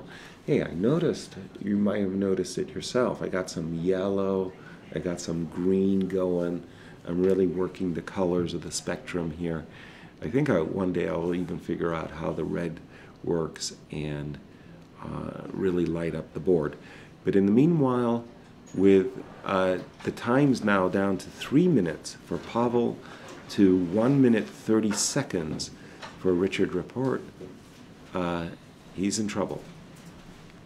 Very quickly has come the move a5, I believe. Yes, looking at the webcam, a5 on the board. Well, again, b4 and a5 by white was the actual threat, so a5 to stop that. Now, we see that from Richard's point of view, he's hoping that he'll be able to swing his rook over to b7 and actually do something very nice along the b file. But I think now with 2 pawns, and I believe queen d3 has been played. Again, white has actually achieved the ideal construction, the queen being behind the rook. Let me get updated on the board. And after the move queen d3, eyeballing the pawn on d6. There we go. Eyeballing the pawn on d6, we had the move rook c6 and knight d5. Okay, another alert to mention that now white has another idea of bringing the knight to yet another gorgeous outpost, the b5 outpost. From the b5 square, not only do we cut black's rooks from using the b file, but we also hit the d6 pawn. And I think we have a move, king g7. Pavel down to 1.5 minutes, Rapport down to half a minute. Time control is, of course, move 40. Then the players will all enjoy an extra hour along with the 30-second bonus. So after, I'll update my board. Knight d5, king g7. I like everything for white now. I like the move knight c3, as mentioned, followed by knight b5. I also like the move knight f4, followed by rook d4 to d5, and there's a hanging fruit on the a5 and f5 squares. And after the move king g7, do we have a move by knight c3? So, you know, sometimes when you have a choice between two desirable moves, knight c3, knight f4, it's not that you mentally flip a coin and you come down with one, but it's about experience and instinct. You just you play enough chess that you get this experience. And rook f6, and we do have a first victor in the tournament after the move rook f6, which was the last move of time control, I believe, rook d5, and that's all she wrote. After the move rook d5, Richard had seen enough. He recognizes that this third pawn is going. And it's not just that. The problem is your black has been jettisoning pawns one after another, but his rooks never got coordinated. The white army had the game fully in control, and the knight on c3 just did a beautiful pirouette around the board. So our first tournament win in the master section goes to the Ukrainian player Pavel Elyanov. Well done, a very, very nice game indeed. And I hope that Pavel will join us, no guarantees by the way, to share with us insights of his victory.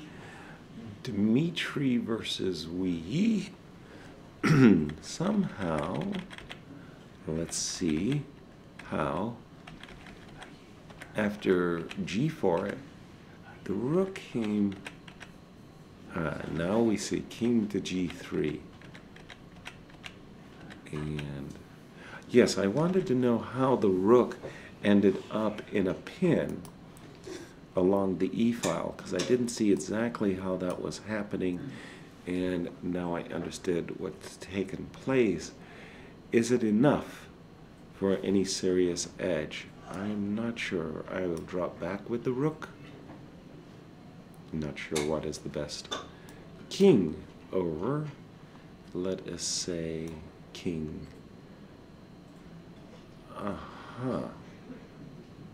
I'm just having a thought, a doubt of where I should put my king. Let's say king f2 for the moment. And this could get serious.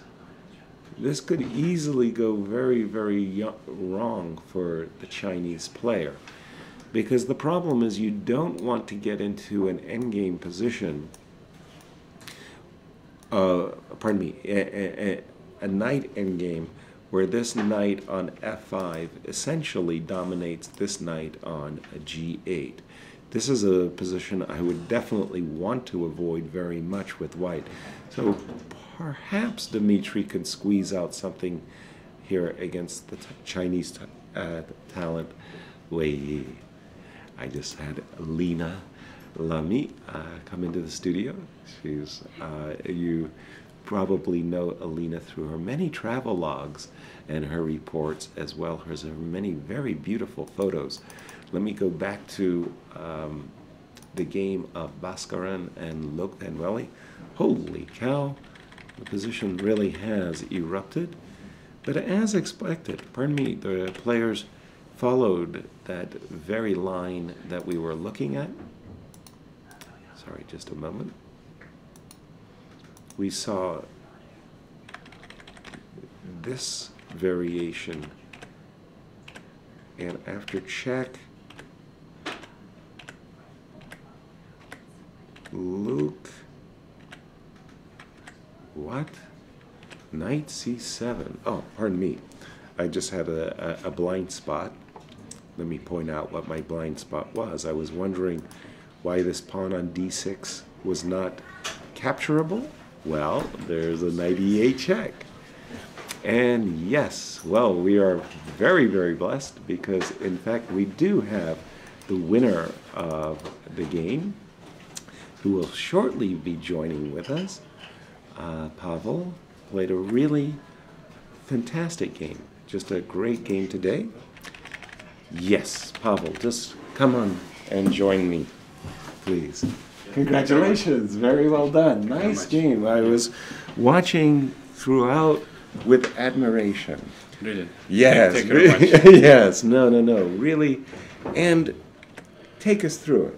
You know, of course, he's super creative. Yeah, so you he's could so much expect creative. Okay, I just decided to make the most solid move, the first one. excellent Just decision. to be on the safe side from Any shots. any of them, any of his many creative ideas. Right. Okay. So the nice part about knight f3 is you rule out g5. But not forever. Not forever. Let's see. Okay. That's Already it's something, e6. I don't E6. think I've ever seen e6 as a reaction to knight f3. I mean, it can transpose to anything, Yeah. of course, but do you recall anybody Actually, it playing has it? sense. It has sense. I saw maybe. I think one of the recent game of Vasily Ivanchuk, he played like this. I mean, after g3, he played b5 against Pansulai. Right. If I'm not wrong. Right. Yeah. Well, but okay. So that's have some something similar. yeah. Okay, g3. Yeah, c5. Mm-hmm. Yeah, I think he played something like this before, and this idea it's not new. G5 he already invented in some games. Years ago. Oh. Even with white, even with reversed color maybe. Wow. Yeah, so it's not new for me. But of course, I wasn't really prepared for it. No. Can't prepare for everything. Yeah, okay, c4 it's okay. G5. So I was just explaining to the audience how in thousands of top grandmaster games after knight f6 you could see better to ask Richard. yeah, the g5. Better to ask Richard, of course, but yeah, okay, I really can't say that I fully understand this idea. Me either. Yeah, and okay, it has some trumps because okay, okay, of course, h6 and g5. This chain is yeah from one point of view it's weakened, but also he has maybe his idea is to fight for the center because So you think that if he puts his pawn on h6, that g5 Yeah. could be useful in some lines? it could be useful, of course, because he has a better influence in the central square. Because of the main idea to play d4 in this in all this kind of positions, but Of now, course. now it's not so easy already to play. So yeah. d4 in this Yeah, Medzak g4. mode, then you Maybe get it's in not g4. clear. It's not right. clear, yeah. But I was suggesting, in the game you actually have played d3, I was suggesting h3 as, well, I want to refute. Yeah. I want to punish him. Maybe it's also possible. Okay, bishop g7. Exactly. And you want to play d4. Yeah. Exactly, But exactly. it's not.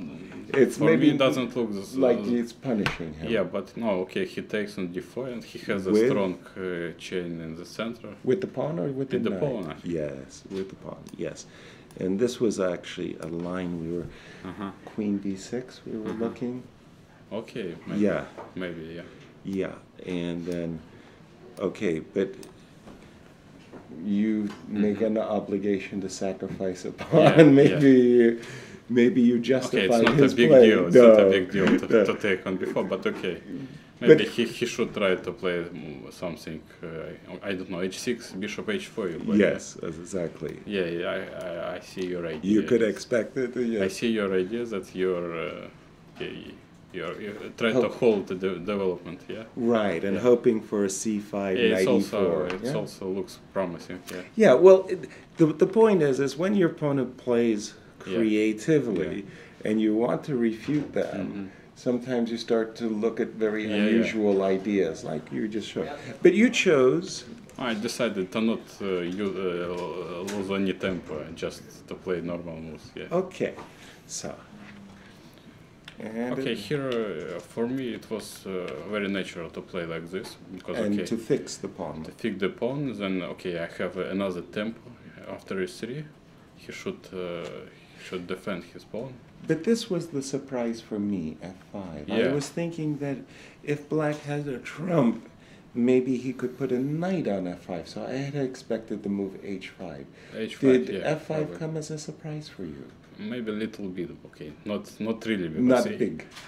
Not really, because okay, I tend to play against Richard. I know that you can it's any move you should be surprised with any of his creative ideas. Okay, so f5. So tell me at what moment you thought, okay, now I have an edge. At this moment, do you feel you have something special? Yeah, but I saw it that I will play in a few moves d4, and it should be at least a bit better for white. Okay, so knight b3. It's Right. of course, it's also a bit unusual to put the knight on b3. on b3 in this kind of structure. Exactly, it feels a in little this English awkward. opening. Yeah. Yes, but do you have it finally d4? Yeah. Okay. Actually, okay, d5. I wasn't sure d5 here because okay, he takes probably on d5, and it takes on with the pawn. It was not my concept, but No. take with knight. Okay, maybe bishop b7. I wasn't sure as well what's going on because okay, my knight on b3 also out of play in this line. Yeah. And it's not that easy. Okay, I have some strategical advantage, but okay, he has active pieces. I was actually thinking that if you went d5 exactly here, I was even thinking Yeah, that it's also possible. Yeah. If you, Yeah. I don't think you want to take this exchange. No, No, it's not the. Surely not. That's really Okay, I not. should play. Okay, So- after takes, maybe knight e5, maybe castle, and then e4 some point. Right. So I was thinking. should be dangerous for black. Yeah. I was thinking that the move castles is actually a very precise move because now bishop takes e3 doesn't come with a check Yeah. when you wanted the d5. But okay, but you decided not to play d5 after all. You went queen e2. Yeah, d5. Okay, takes. Anyway, takes, and okay, I wasn't sure that it's better for white. d5. Okay, takes, Okay. and probably bishop b7. You mean like this, yes? Yeah. Yeah. And this was the one. Okay, if I put my knight from b3 to c3 on somewhere, it should be. Be wonderful. Clearly better. Yes, exactly. But okay, it's not possible to Okay. play like this, and I wasn't sure that okay, maybe it's slightly better for white, but it's still- hard to say. Yeah. It still feels like a position that, yeah, I mean, I don't know, e3, e4, that somehow black has mixed Yeah. so many systems, right? Yeah. He's got two fugitive bishops, but why is the pawn on g4 in this case? But all right, you chose, Actually, like you said, solid. Actually, during Sorry. the game, I wasn't sure also. It was my position is better. Okay. E5. Yeah, I think Also, I this is. couldn't I think guess this this is the move, most by the way. principal. Yeah, and this rook d1 is the most principal move. Right. But okay, beforehand, I thought about playing something like this also. Okay. Takes, Yeah. and okay, for instance, Yes. this move, Yes. and okay, I can play with the knight of d5 or b5, but okay, for instance, here Yes. he can play even like this, and I wasn't completely sure what's going on here, so I don't know. Exactly. Knight on b3 makes Yeah. a very bad impression. Yeah. With one bad piece can spoil Yeah. the position a He lot. wants to play e4, and then if I'm unable to find something here, then it should be just fine for black. Agreed. Absolutely agreed. So that was why you, in this position, Yeah, went it's rook most d1. principal way. And now, Yeah, it's and d3. I wasn't also. I didn't understood fully this move. Also, he has a lot of options here. I thought probably I'm a bit better, but Why does he? D3 was a surprise, a shock, actually. It was a surprise. Yeah, exactly. What was your principal line? What did you expect him to play? Okay, E4? for instance, he play E4. Yeah. Yes. Maybe this is the most straightforward way. Right. Okay, And maybe I can take immediately on D4 with a knight, or I can take on E7 first. Maybe it's more or less the same. I don't know. I felt it should be a bit better for white, but I wasn't 100% sure. Like something like takes this? with the knight, probably, and okay, it's clear now that he has a better version. Than the game? Than the game, yeah. Yes, Yeah. exactly. So why he played D3, I don't understand. Yeah. Well then if he already had a better version of the game, then D3 but was after, simply a wrong mistake. Maybe white is better anyway, but okay, who knows? But this was actually he lost some an improvement, and also he gives you the option to take on D6. Yeah. I was considering seriously, actually. Of course. Yeah. And what was your main line that eventually you decided against this line? What did you expect him? Takes bishop A6. Yes, and bishop F1 probably. Okay. And now he can play rook C8 or rook D8, both moves. If rook D8, I can take and play knight D4. Probably it's a bit better for white. Simple. I just in time here, and okay, what to do? I didn't see extra pawn. I didn't see something, any serious counterplay. Maybe black has something, but okay. I don't believe either. So maybe he has to do something. Then rook C8 maybe just maybe this one is or the other stronger. One? Maybe from A. I don't know. Yeah. But both are possible. This looks like more chance, more play for black. More play. Yeah. Okay. It also doesn't look for me that I has a lot here, big advantage. I think not that much. I just decided to play the better position from strategical point of view. I think it's clearly better for white, but okay, of course, black should try to find some counterplay. Right. But okay, I wasn't sure that it's clearly better, but from strategical point of view, it's clearly better. Yeah. Right. So here it seemed to me he went wrongly. Yeah, this move is also strange. Right. Because especially exactly now, it's sort of like now finally. Now it's now clear, I know. Yeah. Now I understand. I like white. Now Here it's I clear, really felt it. Yeah, that something has really gone in your favor a lot. He tried to cover the pawn on d6 weakness by putting his knight on d3. Yeah, actually, I have many options here. Okay. Yes. Knight f4, but okay, I decided to not change my strong knight, and it's not the only way to sacrifice the exchange. Right. But I decided, okay, let's go for it. And black is completely passive here, and no counterplay at all. This I thought was really masterclass. This exchange sacrifice. You only have one pawn, but really the rooks have no files, and it was fantastic for our audience to see how you exploited that. Also, the knight has wonderful outposts: f4, d5, even in some cases g6. You have, of course. So here already you knew you had a much advantage position, but in quantitative terms, would you give your position a 2-point advantage or 1-point advantage? You saw this as just a very good chance. Yeah, I felt that I have a very good chance to win this one. But, also without risk, but objectively, I wasn't sure that it's winning. Yes. I think it's just my most unpleasant way to play with black. Agreed. I just decided to go for it because, okay, for him especially, he is such an active player, but without counterplay, it's terrible. He is of course he's struggling. He's not the player who wants to defend passively.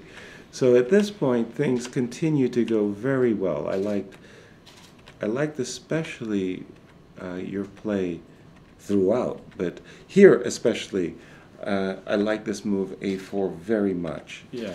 It just kills Yeah. Black's chance. No B5, your Yeah, rooks yeah. have no squares. Even maybe you have a trouble finding the outpost for your knight because your knight is great on F4, it's great on D5, it could be great on G6. Black has real trouble finding any Yeah, square for the yeah, rook. yeah. Give me a good suggestion. Yeah. What am I supposed to do with Finally, my rook? he's stuck with the rook and with the queen boss. It's terrible. It's terrible. So this was okay. I mean, there's no suggestions. I liked everything. Queen Here is C2. probably already forced to win, yeah. Now it felt like everything is Now because it- rook yeah. D4 F4. Now it's forced, probably he has no defense.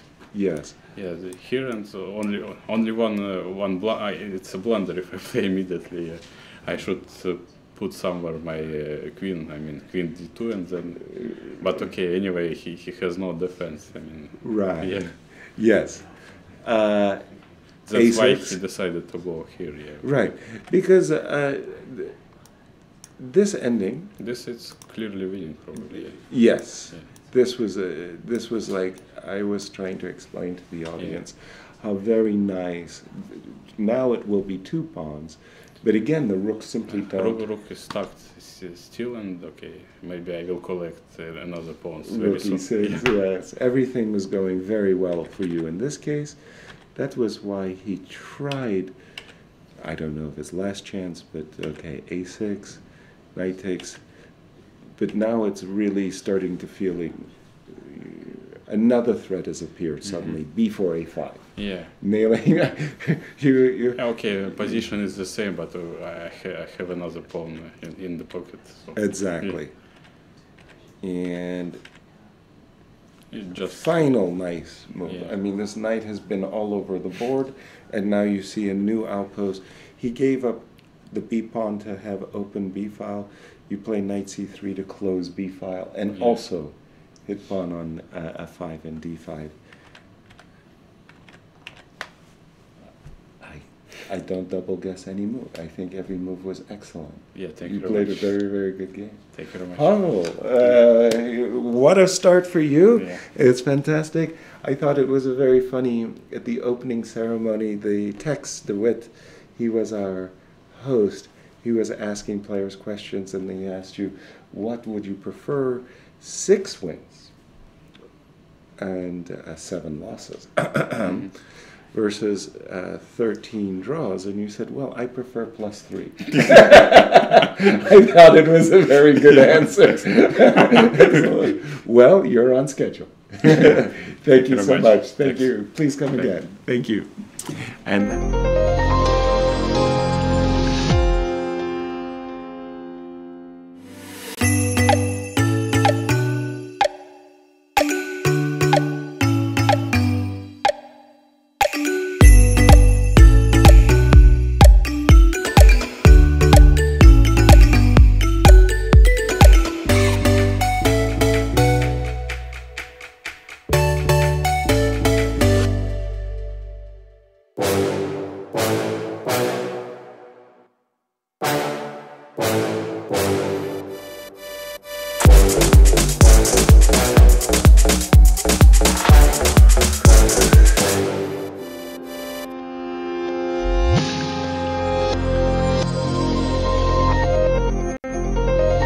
hello, everyone. I hope you enjoyed that short clip. We just had our tournament leader, Pavel, who has so far been the only one to win his game in the Masters group. We've had 4 draws, 2 games are in progress. Let's jump into the game of Luke Benwelli versus Bhaskaran Adiban. When we left it, not too much has happened, actually.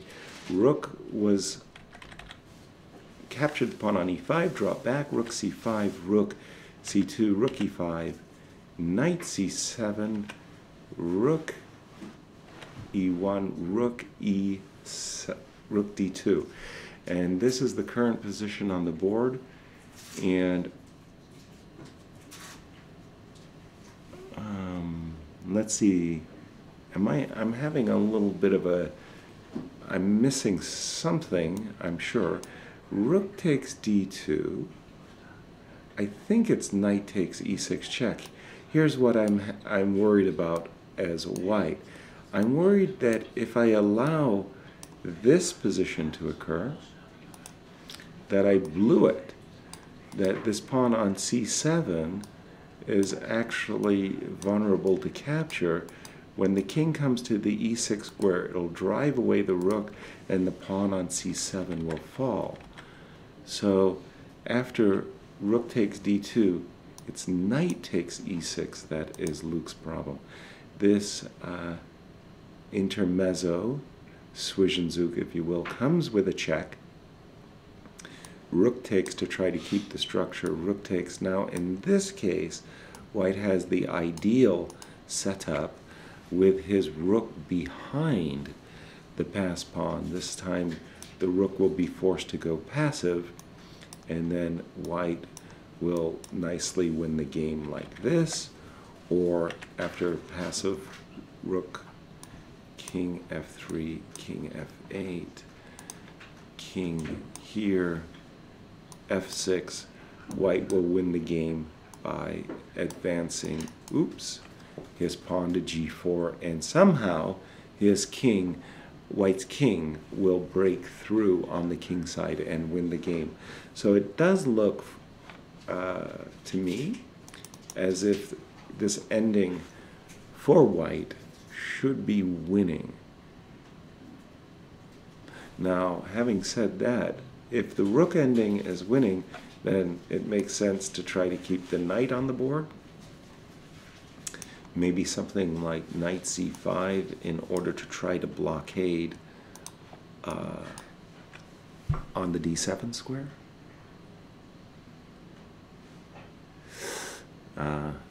No, I still think that white is too fast.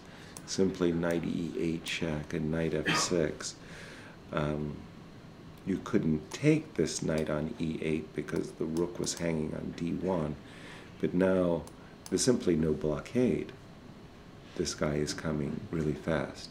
So this looks like a win for Bhaskaran. Let's see the game of Dmitry versus Wei Yi. Ooh, a king and pawn ending. Ooh, okay.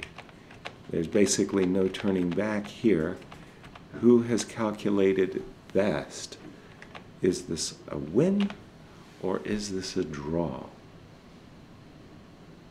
My first impression is that black is in trouble. But exactly how do I press a win? The thing is I have these nice extra tempo. Pardon me. Let me turn this off. I have this nice extra tempo that is usually a key to victories in king and pawn endgames. Who has that extra tempo? So after c6, the question is what happens after c4? If I take, I had hoped that b5 would have been met with d5 check, but I realize now that I may be barking up the wrong tree in a variation like this. So if I can't play the move c4, then I'm afraid that it will be a draw. If I play b4,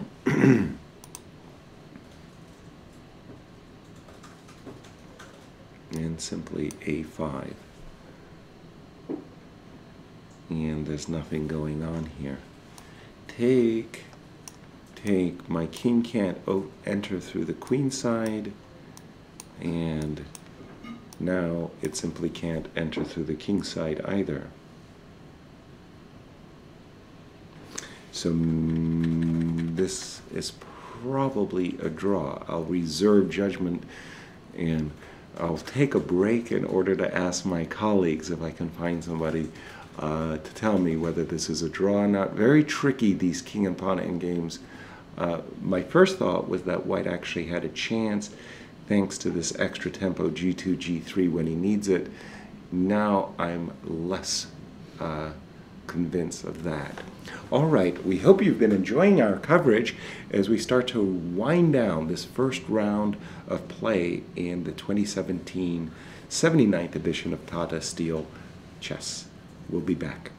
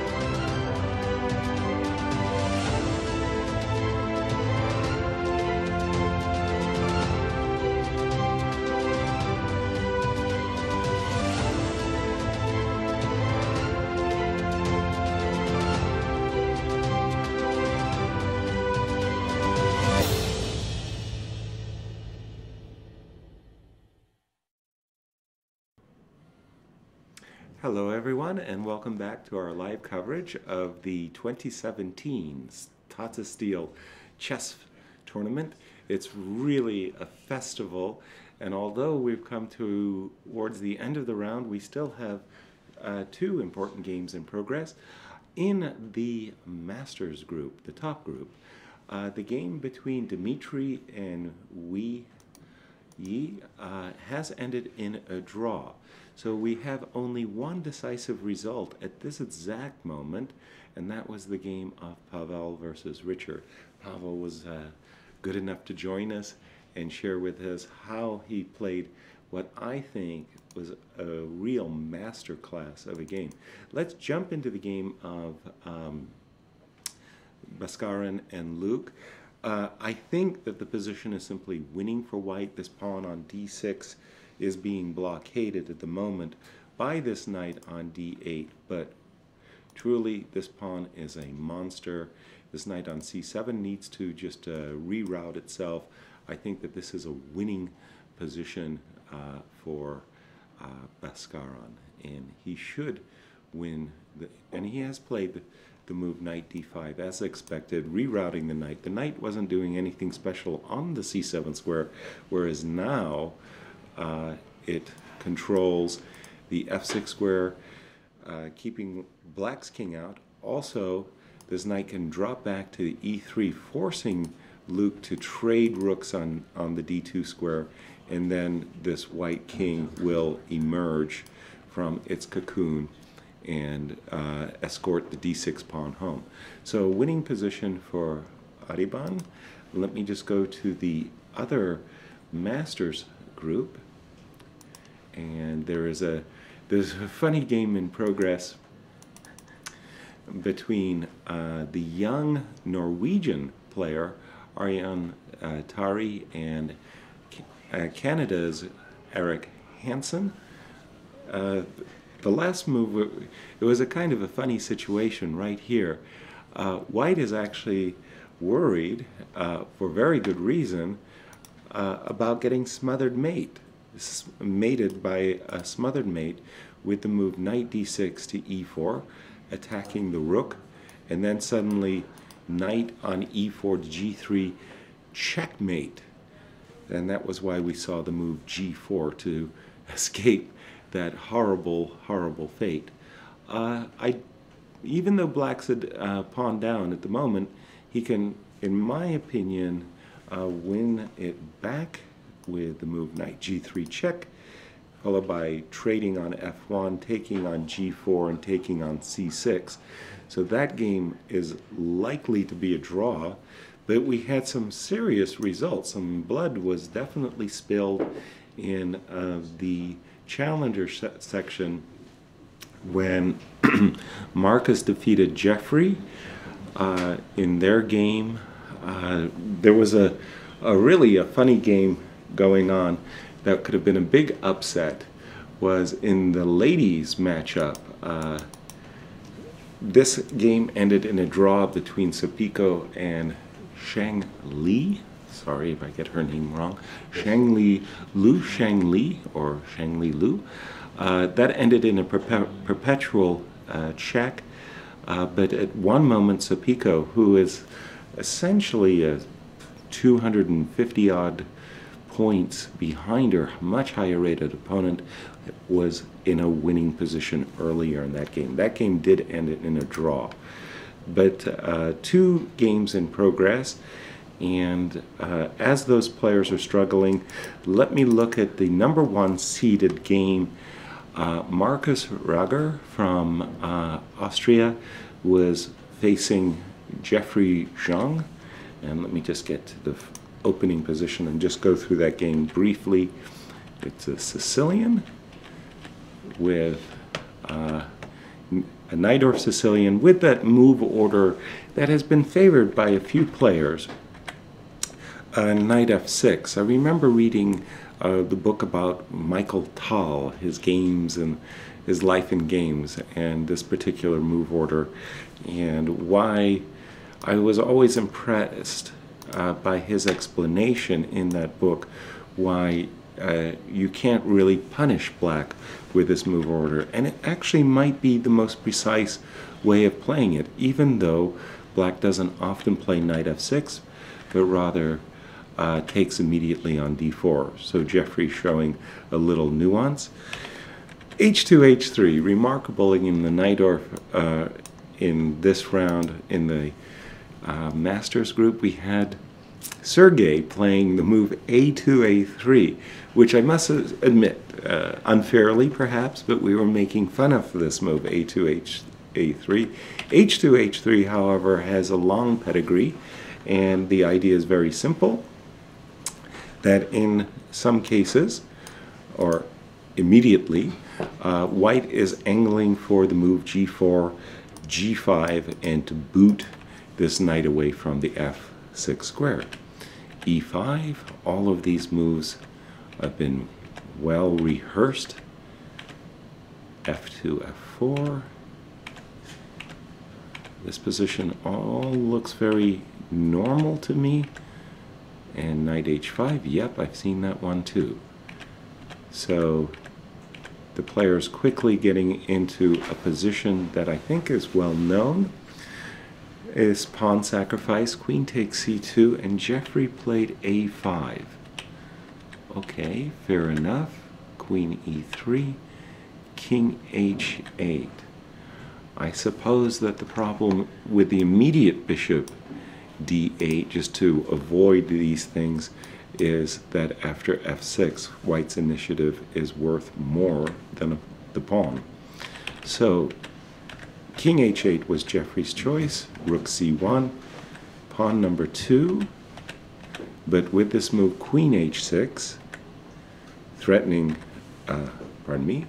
threatening both queen takes f6 and queen takes f8, king g8 takes, queen d2, and now Jeffrey played rook e8.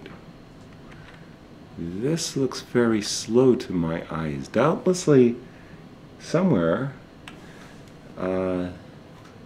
well, it's very clear what white wants. White's intention is simply to create a rook lift with rook f3 to g3, and the move rook e8 is designed to give black's king an escape vis-a-vis f8 and e7.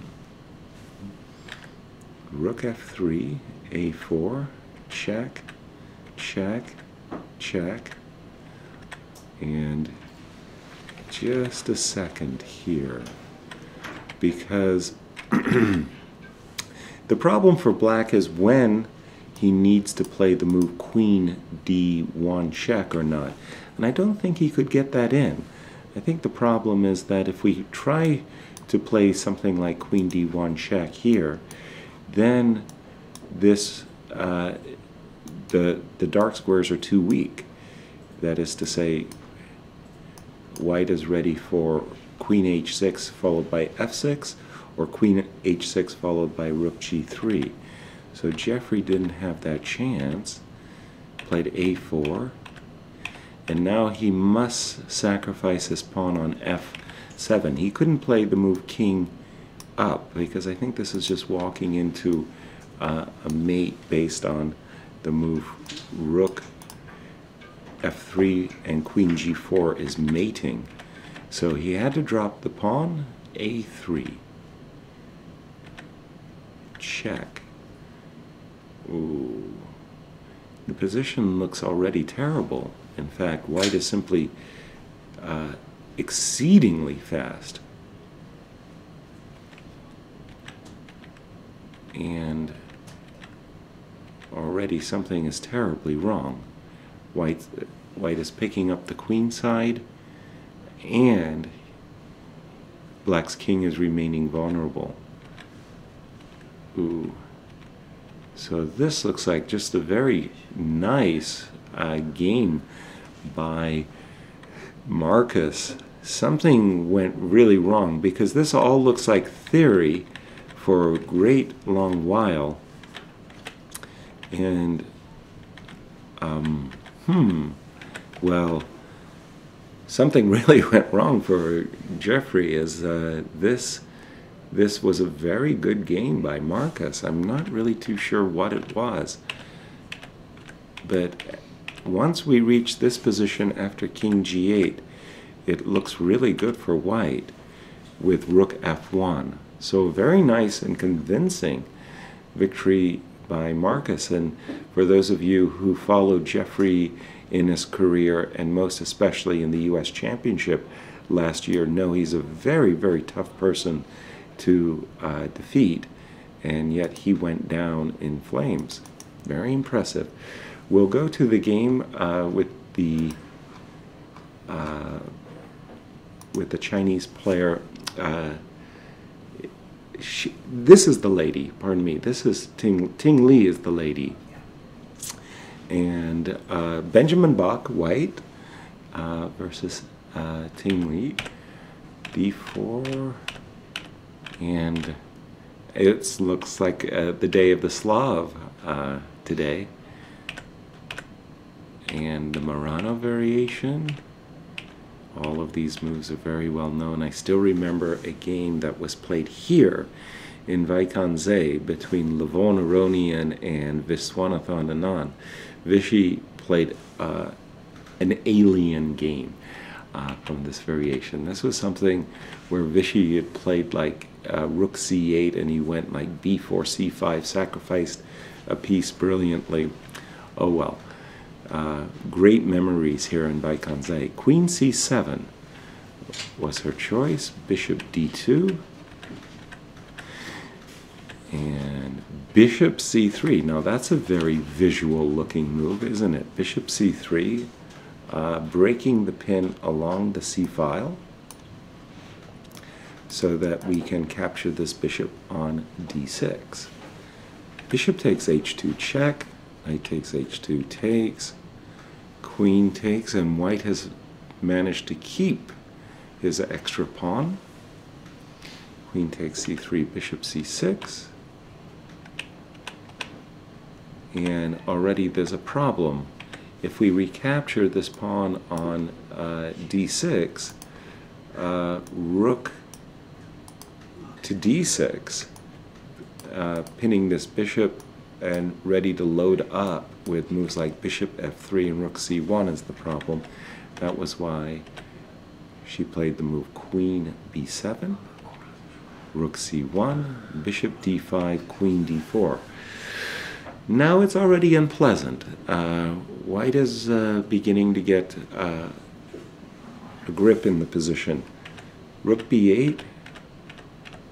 And this is what I mean, f3, and this is looking very pleasant for white as black's minor pieces, especially the knight on f6, is getting trapped behind this chain of pawns from f3 and e4.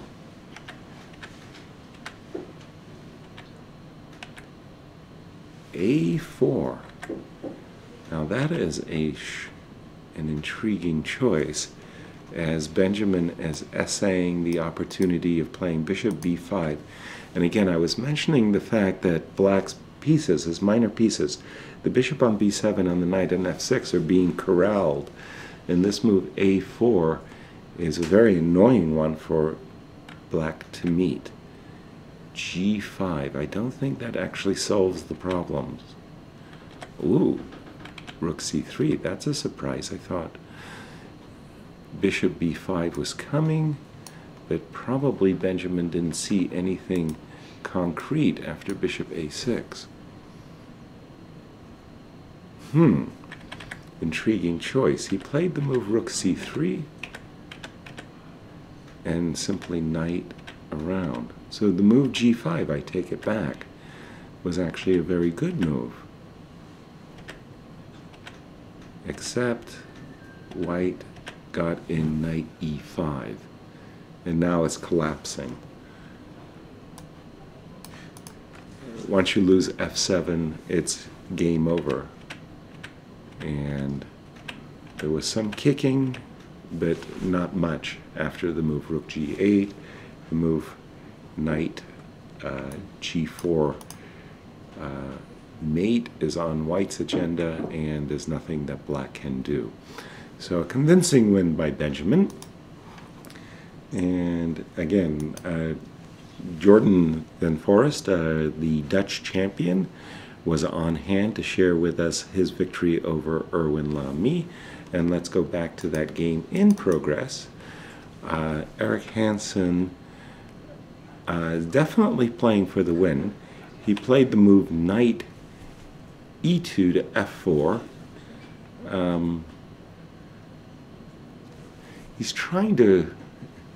trying to weave a checkmating net. I'm sure he's looking at opportunities of playing for knight e4, knight g3.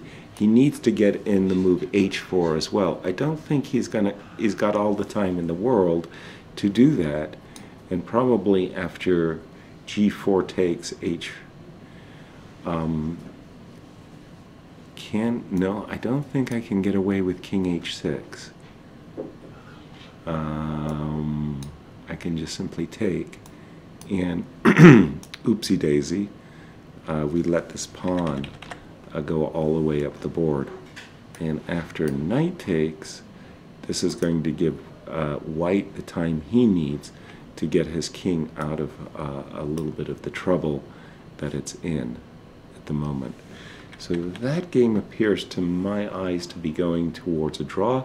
Let's jump back into the game in the Masters group that is ongoing. We have one game in progress, and that is Luc Van Velde is struggling a pawn behind against Bhaskaran Adiban from India.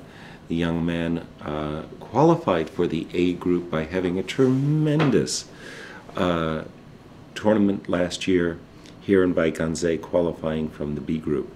And he has just played, we left it around these parts, knight d5, knight c6, knight e3, forcing Luc to clarify on d2. Luc threw in a check. Okay, I don't see any reason why we shouldn't just trundle up the board. King f3. Well, the knight could potentially try to blockade on the d7 square. Whether that's a better square or not is still questionable. And let me just get an update from the game, actually. King f3 was played. Rook takes d2 as expected. Rook takes d2. And does Luc have any drawing chances?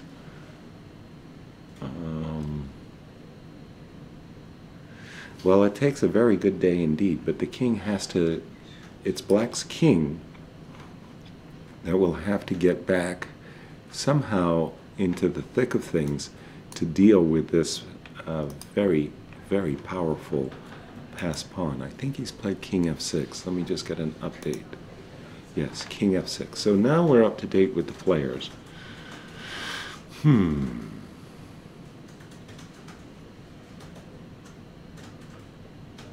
This rook on g1, it's a little bit annoying, but I don't think that it's enough to impede white's progress. The white king can actually just simply step up, king f4, trying when the occasion arises that we play d7 and the king has to drop back to e6.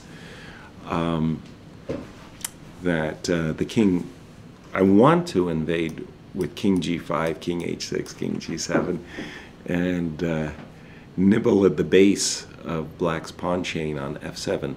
Been told that the pawn on d6, this great stalwart pawn, has been there for the last 31 moves. Now that's very unusual when there's nobody in the way.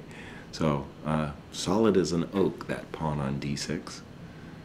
Impressive stuff. I'm trying to think.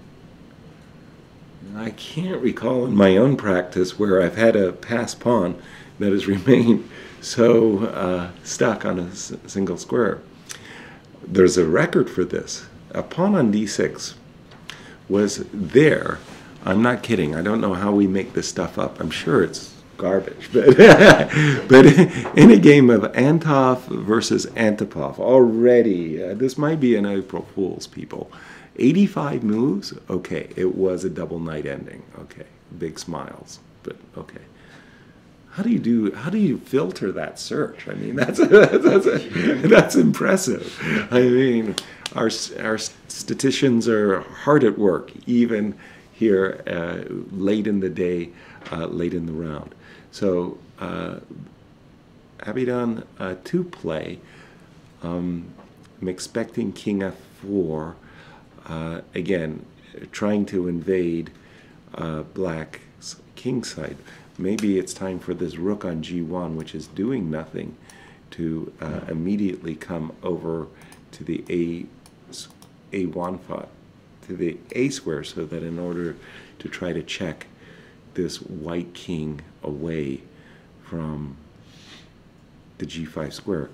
Although here I can still, well, this is going to be a torturous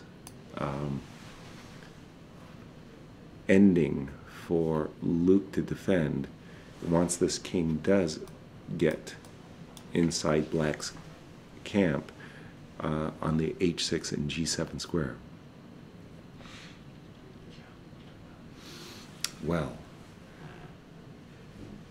this is a tough game. And again, let me go back to our other game in progress of Eric Hansen in the challenger section. So let us see what has happened. We've had big happenings, in fact. After knight f4, takes on h5, knight e4. There you go. Eric's playing for the win. Rook takes b5. A lot of pawns behind. Check, check. And now, is there a way for him to do anything here? It looks like a perpetual check is in the offing, because we're just a lot of pawns behind. And unless that pawn was, that G pawn was magically somehow in a threatening position, I just don't see if the pawn was really in a threatening position. You could play for a win, but I just don't see how you're going to do anything other than one day play the move rook takes c6, because white is going to play b4 and rook c5, threatening to win the game. And you don't want to play rook takes c6, allow bishop takes h3, and then suffer. So I'm expecting a perpetual check. And has it been a draw? A draw has been agreed in that other game, Eric Hansen, and so we have quite a few winners in the challengers, 3 winners in fact. Marcus winning a very nice game, Benjamin Bach as well, and Jordan Van Forest lead the challengers with +1. And we'll go back to this game of Luke Van, oops, I definitely double-clicked the wrong thing there. And let me suffer alongside with Luke for a moment and imagine myself in this very annoying position as Black, how he could swindle a draw, because that's what he'll need to do, is swindle a draw. It's quite possible that instead of playing safety, playing for what we might naturally want to do, which is blockade with our king, it might be that Luke's best practical chance is to do something very weird and play actively with a move like king e5. The idea in this case is to rely upon the knight to hold back the pawn on d6, and to try to set up with a structure of f6 so that white's king cannot one day walk up and into Black's camp. Well, I think that it's going to be a very, very long evening for Luc Van Velde. I don't think there's enough swindling chances for him to hold, but I think it's a good time for us to call it a day. That it's been a very eventful round one. To recap, a very eagerly awaited matchup occurred in the first round, as Wesley So, the hottest player of 2016, faced world champion Magnus Carlsen, but it petered out into a quiet draw. By the way, the drawing of lots, which was quite an eventful one, will feature that in the 13th and final round of Vaikanze, we get a matchup of Magnus Carlsen and Sergei Karyakin, a repeat of the World Championship match held in New York. That will be certainly a highlight that we'll be looking forward to. We hope that you've enjoyed our coverage and that you'll stay with us throughout the event. It's a 13-rounder, a real marathon of chess, but a great chess festival. I wish you all a very pleasant evening. Good night from our staff here in Vaikanze.